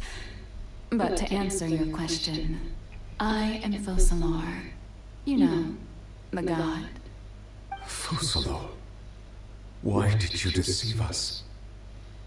Oh, that wasn't my goal, of course. Goodness, no. But I had to fool everyone else too, if I was to stand any chance of deceiving the heavenly principles. Deceiving the heavenly principles? It's all because of that pernicious prophecy. Dreadful, wasn't it? Everyone doomed to dissolve. Fontaine condemned to be flooded. One was not amused. In fact, one was positively bemused when that problem was thrust upon me by my dearest predecessor. That's the former Hydra Archon Egeria for the uninitiated. It hardly gets more disastrous than a preordained national catastrophe, now does it? She knew full well that the prophecy would surely come to pass. And as one of the seven, she also knew full well that one defies the heavenly principles at one's peril. So yes, as you have no doubt surmised, it was a rather impossible situation that I found myself in. I spent a terribly long time mulling it over, alone on the ocean floor. And I was almost growing barnacles by the time I finally realized there was only one possible solution to this confounding conundrum. I had to outwit the heavenly principles, allow the prophecy to be fulfilled, ostensibly at least, while saving everyone at the same time. I'm a genius, I know. I can only assume that's why Egeria chose me as her successor. Although, looking back now, it was hardly the inheritance one dreams of. Between the task of saving the nation, the quotidian duties of the Hydra Archon, and not to mention the original sin of creating a new race of humans, I dare say she left me quite a colossal mess to clean up. But one can only play the hand one is dealt. I did not choose this, any more than I chose to be one of her Oceanid familiars. So you were also once one of the Oceanids, transformed into a human by Egeria's hand? Yes, I was. I always dreamed of becoming human. And I still do, even now. In my eyes, to be human is to be part of the greatest opera ever known. After becoming a god, I separated my divinity from my body and spirit, leaving behind only a self that was as naive and bewildered as my past self on her first day as a human being. The me you see before you now is that divinity. And the human counterpart I left behind, I named Farina. She could feel joy, sorrow, and everything in between. She could be as vain and conceited, or as meek and vulnerable as she wished. Her strengths were of a kind only a human could possess, as were her shortcomings. But in my eyes, Farina's humanity was what made her perfect. She was perfectly human in every way. The person I always wanted to be. Anyway, so then I cursed her. That's really something I would say. That's perfect. So then I cursed her! All part of the plan, of course. The plan to deceive the heavenly principles.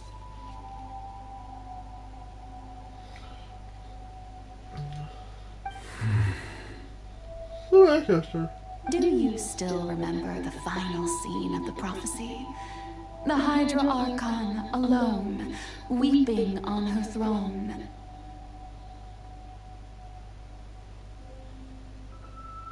In order that the prophecy might appear fulfilled, I invited Farina to be an actress, to play the part of the Hydro Archon in the prophecy. Under the curse I placed on her, so long as I, Focalor's divinity, continued to exist, she could not die. But nor was she free to live her life in the pursuit of happiness.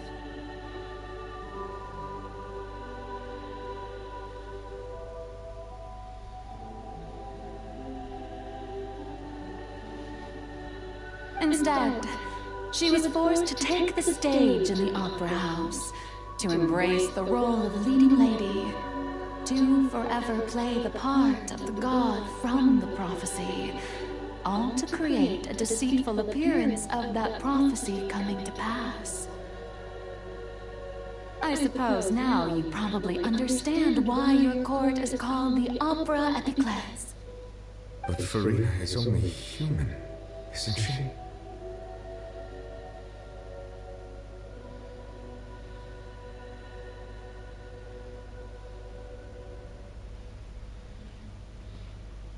Even though she has had a long life, her mind is no stronger than that of any other ordinary human being. I cannot begin to fathom what she has had to endure. It must have been torture for her. It has indeed. And although she is, in a sense, me in human form, I most definitely owe her an apology for it. It's been 500 years.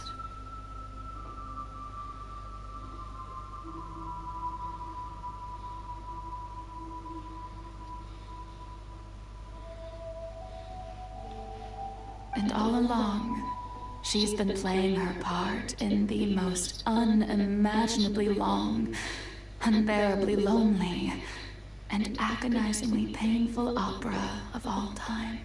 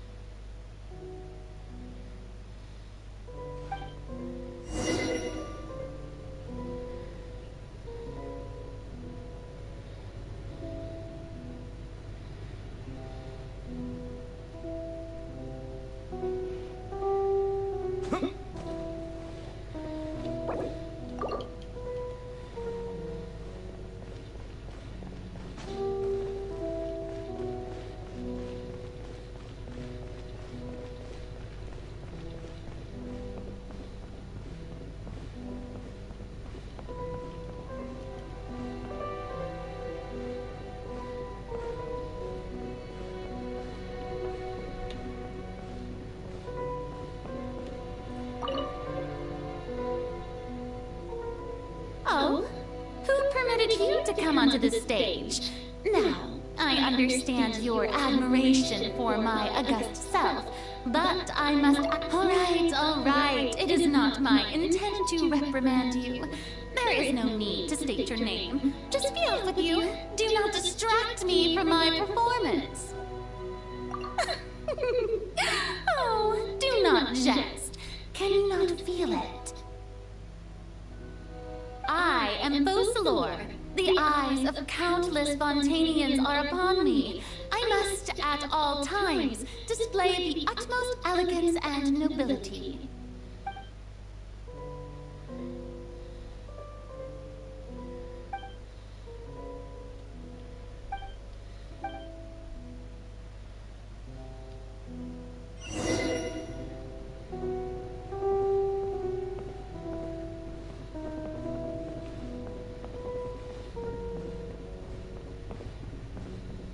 Dear audience, the performance is experiencing a technical difficulty, but worry not. The guards shall resolve it soon enough.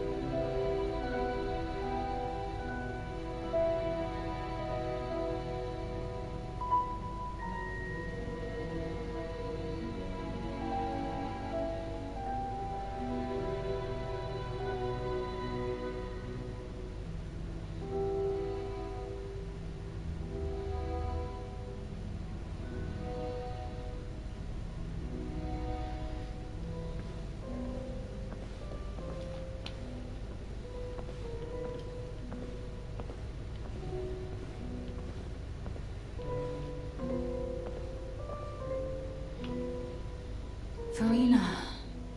Huh? Who's that? Who's calling me? Where are you? Be not nervous. Be not afraid. I am before you. Wait a moment. You're near me? How can this be? Mirror you, huh? You know what? That's not bad. Let's go with that. Mirror me? What? The prophecy. Have you heard of it? What prophecy? Wait. I know. I think... I don't know why, but it's in my head somehow. The people will all be dissolved into the waters, and only the Hydro Archon will remain, weeping on her throne. Only then will the sins of the people of Fontaine be washed away. Oh, very good. You know it well. What's going on? I can't seem to remember anything clearly. The only thing I know for sure is this prophecy. Will it really come to pass? Yes, it will. And that is why I've come to you. Disaster will come to Fontaine sooner or later. Things will develop just as the prophecy declared. There is no escaping it. But doesn't that mean everyone will die?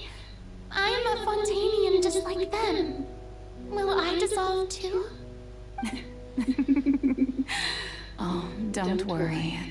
Magical meetings exist in this world precisely to give people a chance to turn things around. It is the reason why you met me today. I will tell you how to save everyone, but you may have to suffer somewhat. Oh, so there's still hope after all. Goodness, you frightened me. You spoke so much and with so much certainty. As for the suffering, well, I will admit that the first thing that came to mind was, why do I have to be the one to suffer? But if the prophecy will come true, I'll also die anyway, right? So if I've already met you as my magical meeting in this world, if there were scales, with all the people of Fontaine on one side, and my pain on the other, is it not obvious where the scales should tilt? You truly are the perfect human. My ideal. I suppose this would also be the justice that belongs to you. Huh? Don't worry, it's nothing. Listen well. Fontaine has just lost its Hydro Archon. I need you to play a role. That of the new Archon. Play as a god? That's right. You must begin a never-ending masquerade. You must never let anyone suspect your identity. If you can keep it up, then I shall have my way of defying this prophecy. But should your identity be revealed, then all hope will be lost. But how will I do this? A human assuming the role of a god without being exposed. Don't worry. What you must do is not to turn yourself into a real god. You simply need to play the role of a god as humans imagine them to be. Being a human yourself, I'm sure you already know what such an entity would be like. Remember, your true challenge will not be pursuing divinity, but contending against humanity. I'm still not sure I understand, but I'll try. I'll try to do this. So, how long am I going to have to play this role? To accomplish this mission, You will have to stay on the stage for many, many years. You will endure and not grow old until your task ends. But I promise you, all will eventually end in a magnificent and dramatic trial, and everyone will be saved. A trial, huh? How exciting. I'll be looking forward to it. I love baby Farina.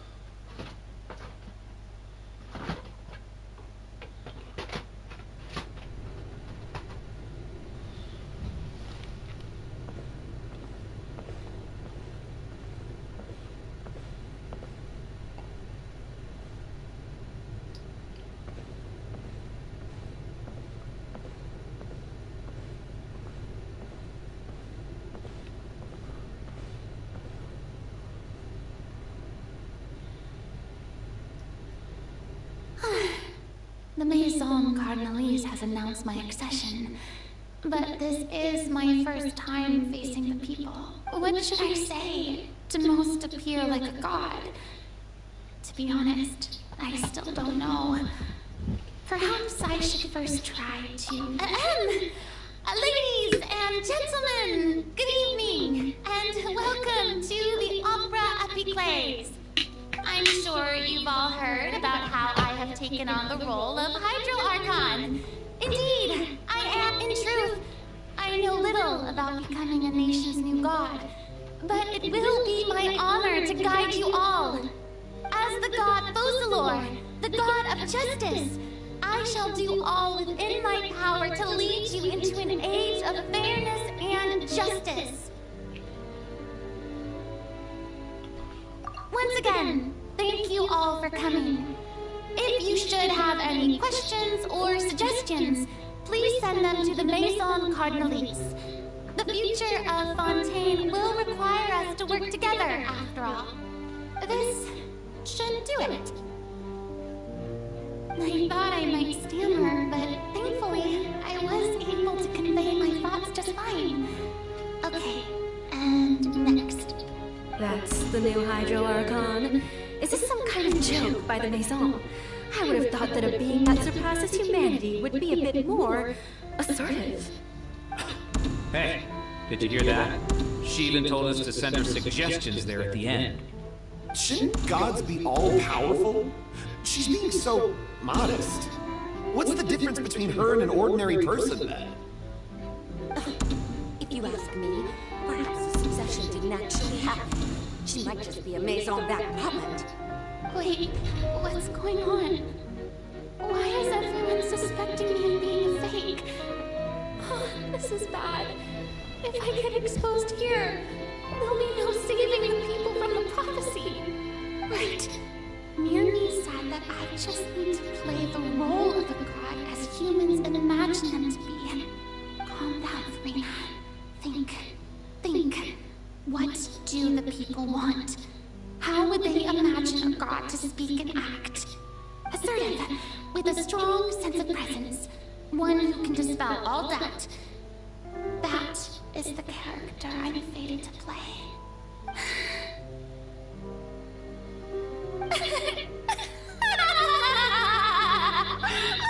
Oh, very good, my people. Only ones such as you are deserving of my rule. Now, I was wondering if some weak puppet were to one day come onto the stage and claim ownership of this opera house, would the children of Fontaine follow them? Well, it seems that you would all see right through them.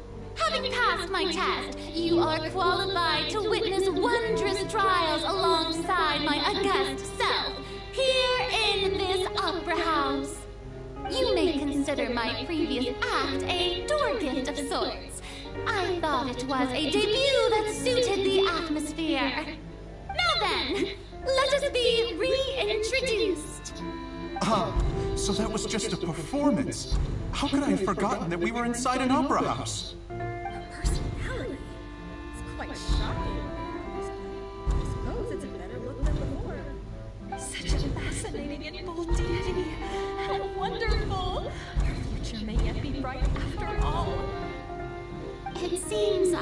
turn them around. Best follow this flow and restart my accession speech.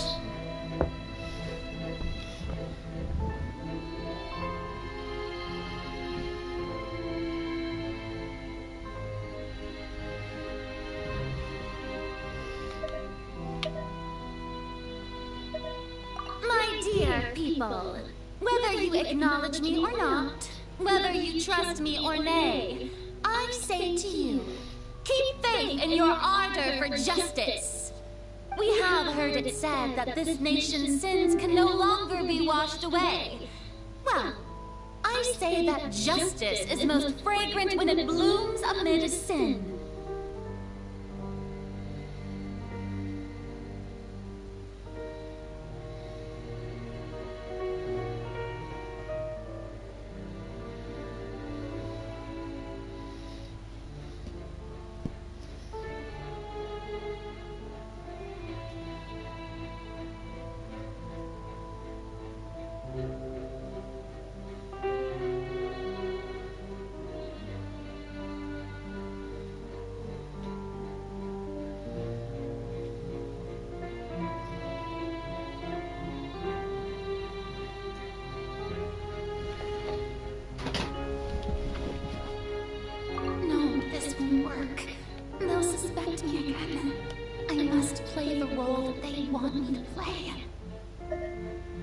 The scales of justice should not weigh heavy in the hands of its god. On one side, it must carry fairness and justice. And on the other, praise and applause. May law be the prayer on our lips. May judgment be our worship. Let us light the fires and drink to the future. There is no trouble in this world that justice cannot solve. All that is needed is for you, my people, to believe in it, heart and soul.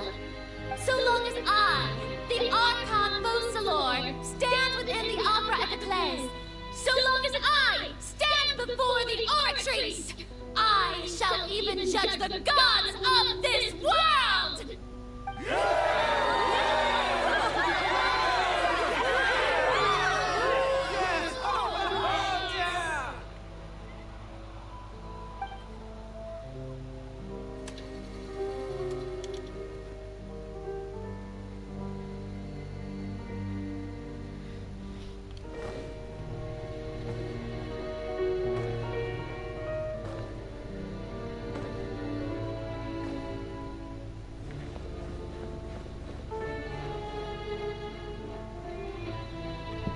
Lady Farina, here are today's case reports, as well as a summary of the follow-up for your perusal. Come now. Was I not just at the Opera House in person? Leave these kinds of things to Neuvillette. Besides, none of these trials were the one that I'm looking forward to the most. If I may be so impertinent, what kind of trial are you truly looking forward to? A magnificent, dramatic, and wondrous trial. A trial to end all things. How could you hope to understand? That's true. I fear I lack the ability to grasp your divine thought, Lady Archon. No need for fright, and do not take what I said before too seriously. Go now, do your duties. The trial I await. It will come one day.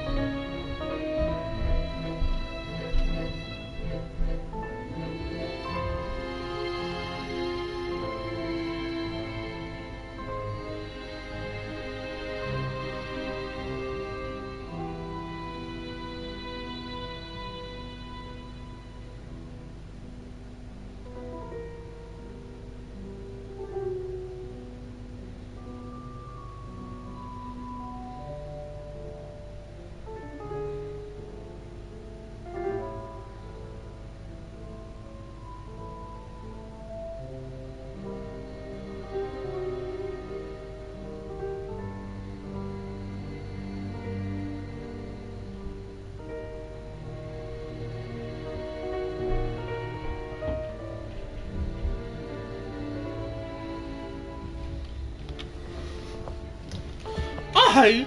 False law. I really was. Lady Farina, I don't know what to say. Thank you for agreeing to see me. No need to thank me. Or rather, thank your own sense of perseverance instead. Long have you stood in line to meet me, have you not? Oh, I'm afraid that's just an inevitable consequence of my divine charm. All right, Deoteria, is it? How is your son's illness?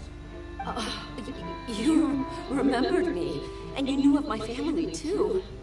He's doing much better now. In fact, he is far more of an ardent believer than I. He was the one who forced me to seek an audience with you, and to bring your words back to him. Oh, good. Very good. If this should happen again in the future, please do not hesitate to come and tell me. Going down to citizens' homes every so often, while not usual practice, should serve as a fine change of pace. Oh, you're such a gentle and wise god. Thank you once again, on behalf of my son.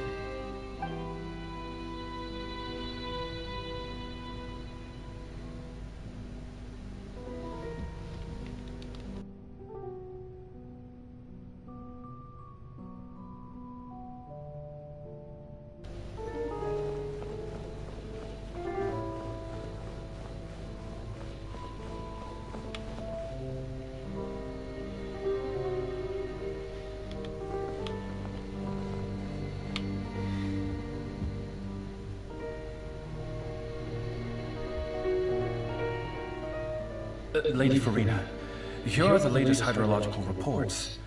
As for the specific parameters you asked to take note of, I'm afraid things still don't look good. I see. It's as I thought then. As your god, I did already expect this, but I wanted to see how far your human wisdom would allow you to analyze it. All manner of signs indicate that the prophecy will still come to pass. Forget it. That's not something you need to worry about right now.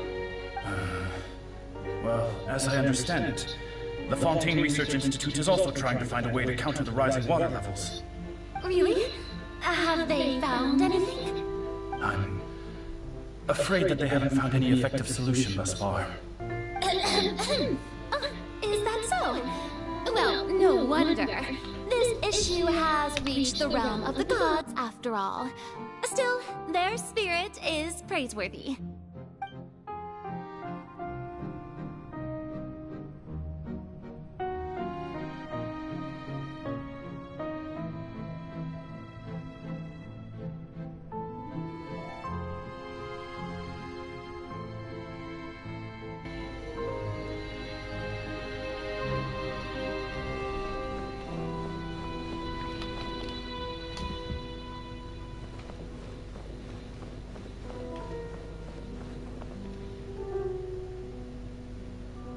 The day is finally over.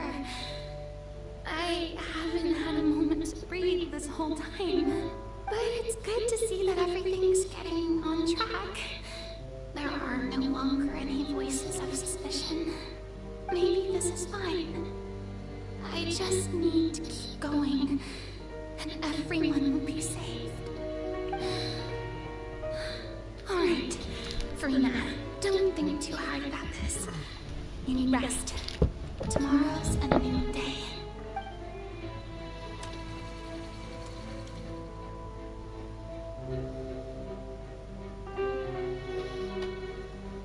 Lady Farina, here are the new trial reports for the latest cases, as well as a summary of the follow-up.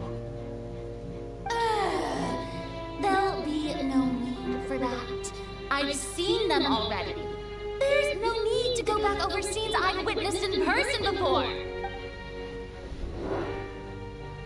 Lady Farina, I've waited so long for this chance to see you in this manner. Indeed, my dear, loyal citizen. This joyous moment is an honor. Lady Farina, we're detecting significant hydrological anomalies near Poisson. Understood. Keep monitoring. Keep me informed should anything come up at the Institute.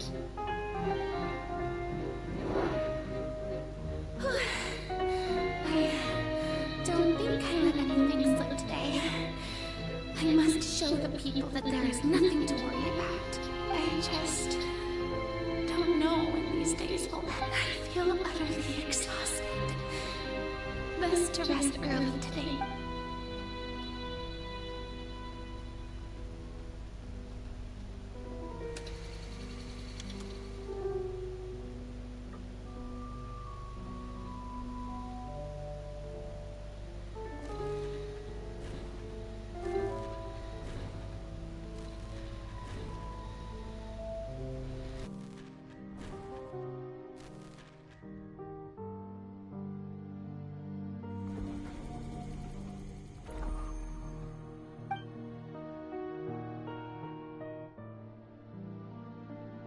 Lady Farina, it's like a dream being able to speak with you up close like this.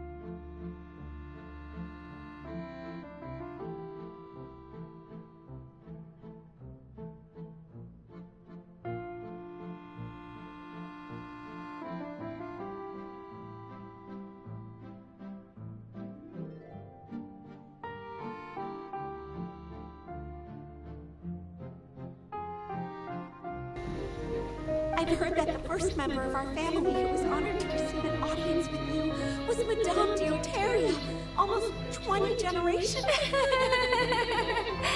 And what a fine family yours is indeed. It brings me great joy to meet such a faithful believer, a descendant of a line most ardent. Surely you exaggerate, Lady. What is it? Are you crying?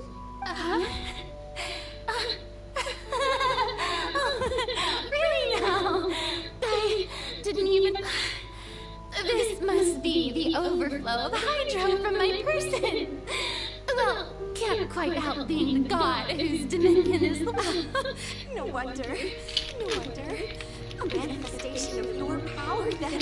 Oh, Archon, I am honored to have witnessed it. Honored indeed.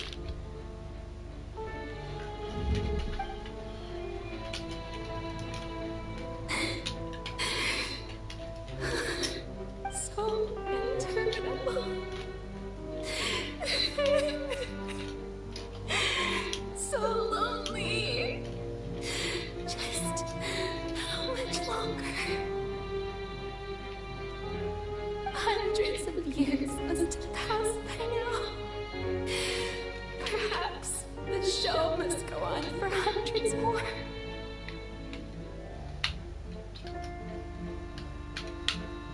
I never imagined that it would hurt so much.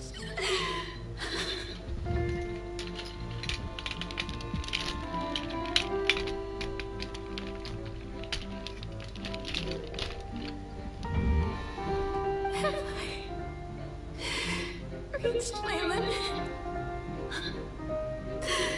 No. Perhaps I reached it long ago. Today I didn't even notice I want to tell someone, anyone, about this. But would that not destroy all I've done so far? I am contented. All I can do is keep heart. I must maintain this act. It is the only way to save Fontaine. Please, mirror me. You have to.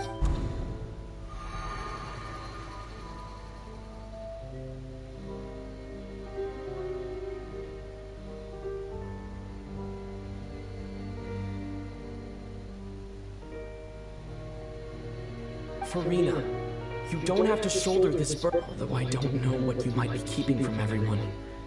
Your people are more than willing to share your burden with you.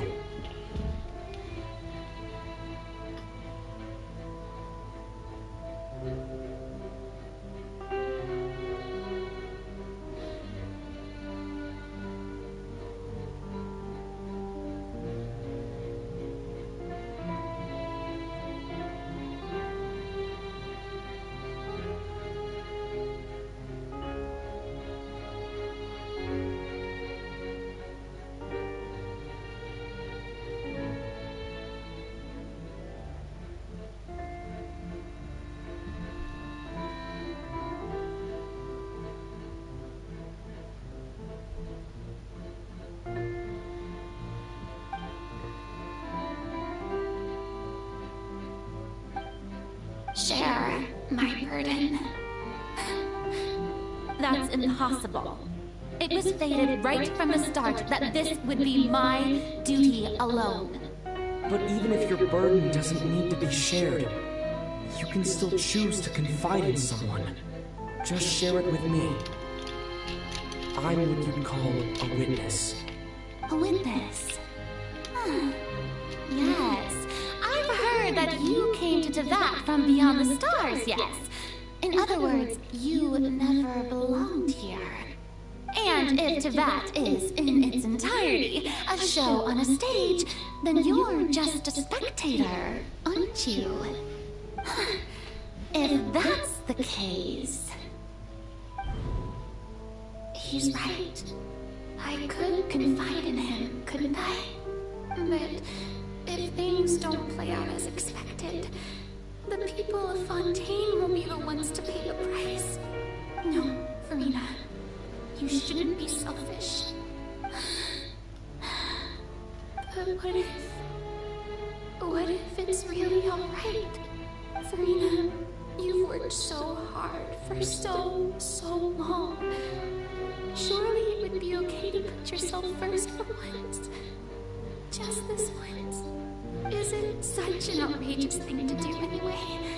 To find someone in whom you can confide your frustrations and sorrows? Surely it could not hurt. If you let this opportunity slip through your fingers, it might never come by again. Think about it long and hard. If you've ever wondered why ballerinas have foot problems, here's why. Here's a normal x-ray of the foot from the side. And here is the x-ray of when a ballerina is in white shoes. Just look at all the stress. If you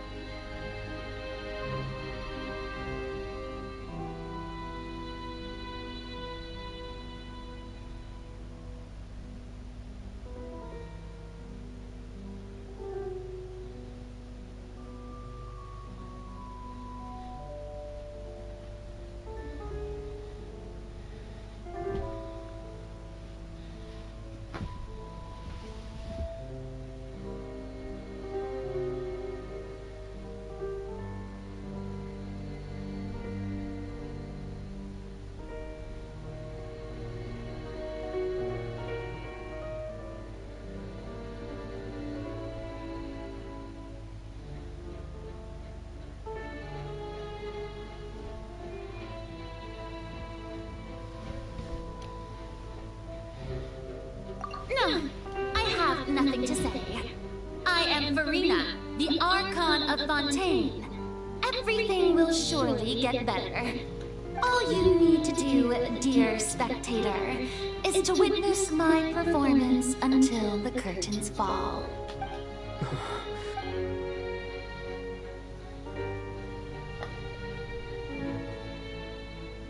Fine.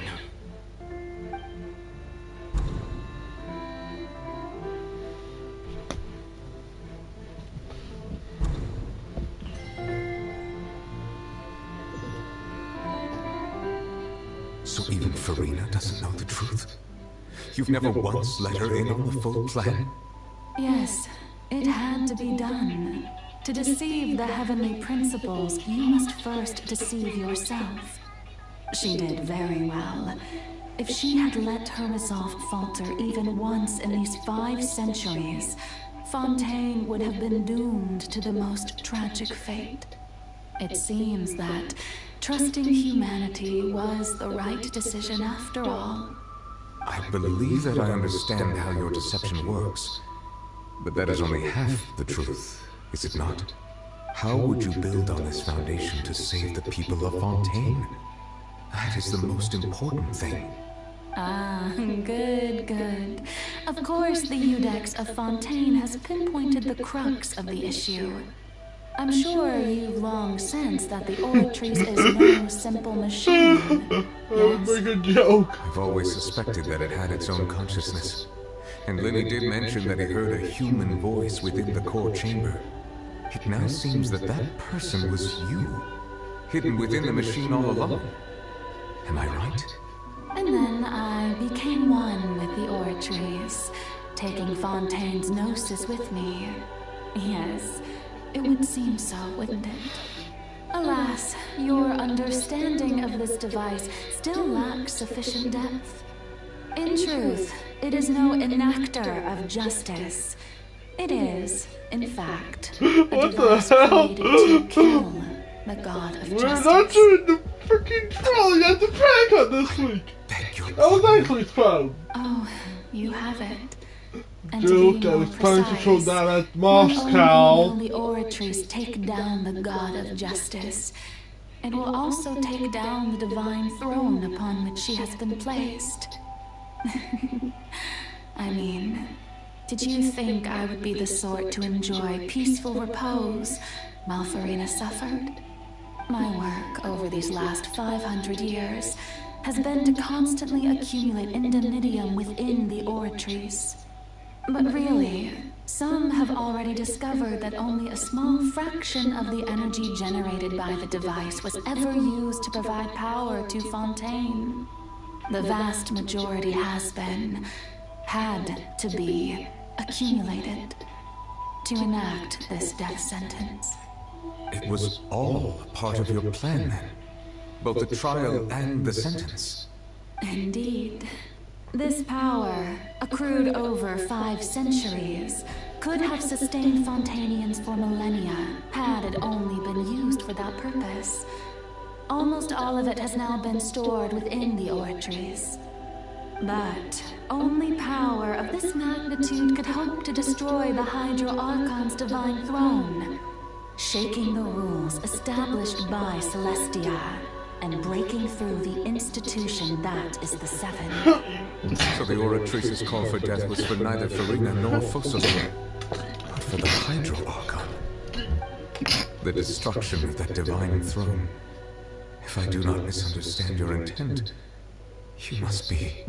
returning what's rightfully yours to you, of course. In other words, this was all done to return the authority of the Hydro Archon to the Hydro Dragon of this planet.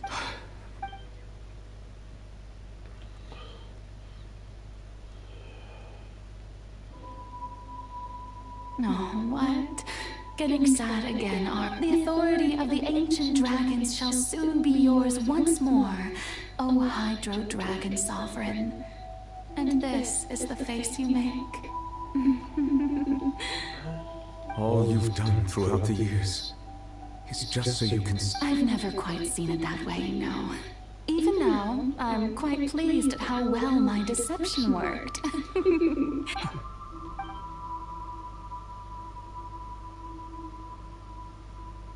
Hydro Dragon, Hydro Dragon. I must say, had it been within my rights, I would have loved to judge the heavenly principles themselves. Were they not guilty of essentially this? Egeria stole the power of the primordial sea, and the heavenly principles stole the power. I, for my part, am the god of justice.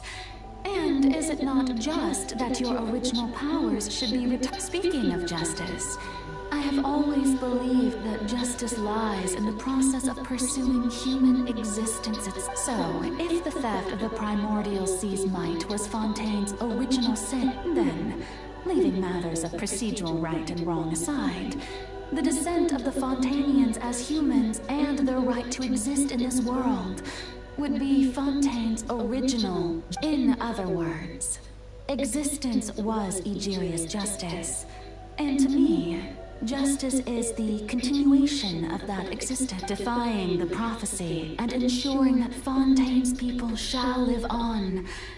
That should be the justice enthroned over all others. At this point, we, whether it be myself or all other Fontainians, have shouldered the burden of this sin for far too long. Iudex Miviet, the highest judge in our land, when you regain your full power as an elemental sovereign, what verdict shall you pass upon us? So when I was invited to the court of Fontaine to serve as Iudex, I see now that that was your idea too. At last, I now understand the true purpose behind this position. In the beginning, I was uninterested in human existence. But these 5 centuries of living alongside them have gradually brought about mutual understanding between us. And I have even attempted to feel as they feel. You are a devious one, Focalor. Things being as they are, surely you know that I could never declare them to be guilty.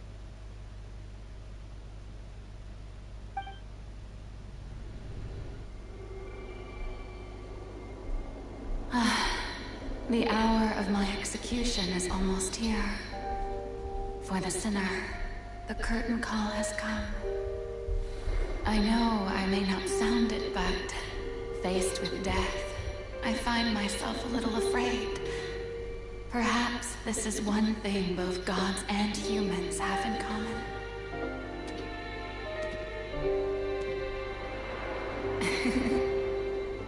Farewell, Nervalette. I hope you've enjoyed the part you played these 500 years.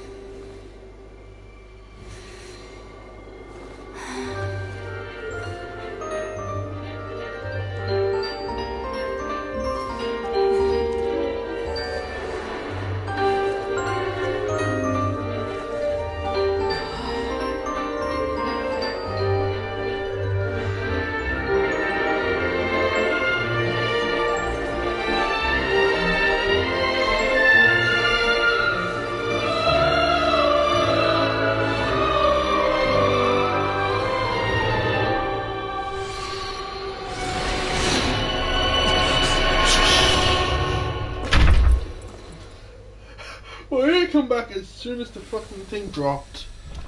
Wait. Came back in, thought it was dropping, did the headset to tell us to go the fuck down, and then...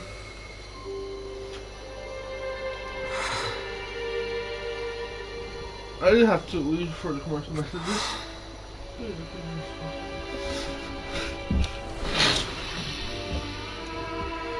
I'm not. It's because it's me. It's not my video. I'm leaving halfway through it for no reason given. Thank you, Farina, for all you've done.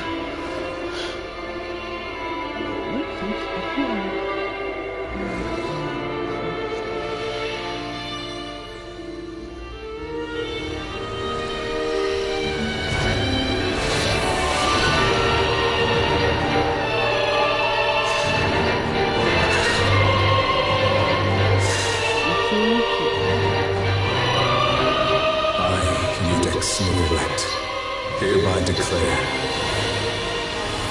Keeper of Fontaine, your sins are forgiven.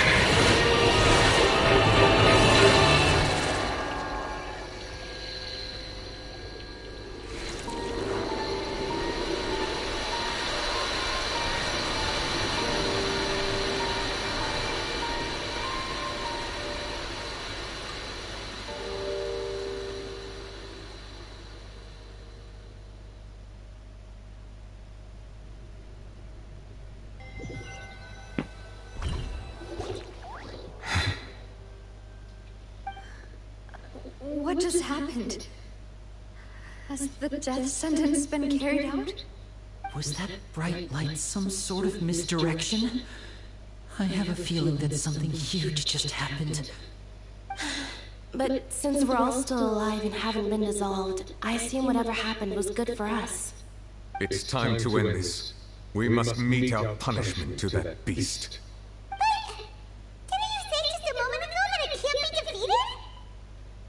I have gained the strength sufficient to deal with it. Through certain means, I now have the ability to separate the power of the Primordial Sea from that creature. We should seize the opportunity to pursue our quarry.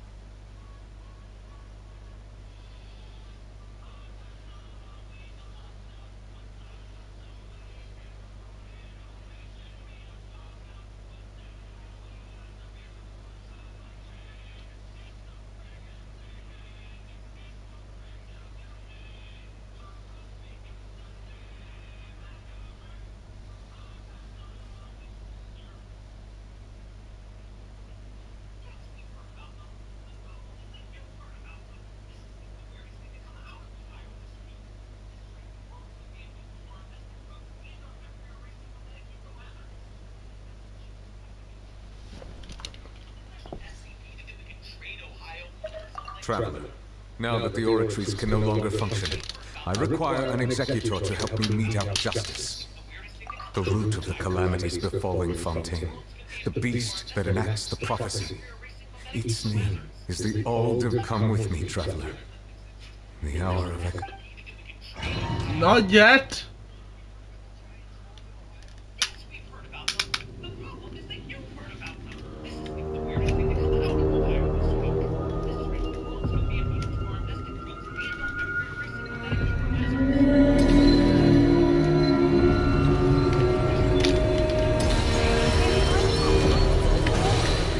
But how are we going to do that? It's huge! glory that my has to separate power from my voice from the way. Considering the fact that I cannot reach the power source. Unless I can find a way to attack it from within. I shall share a part of the evil.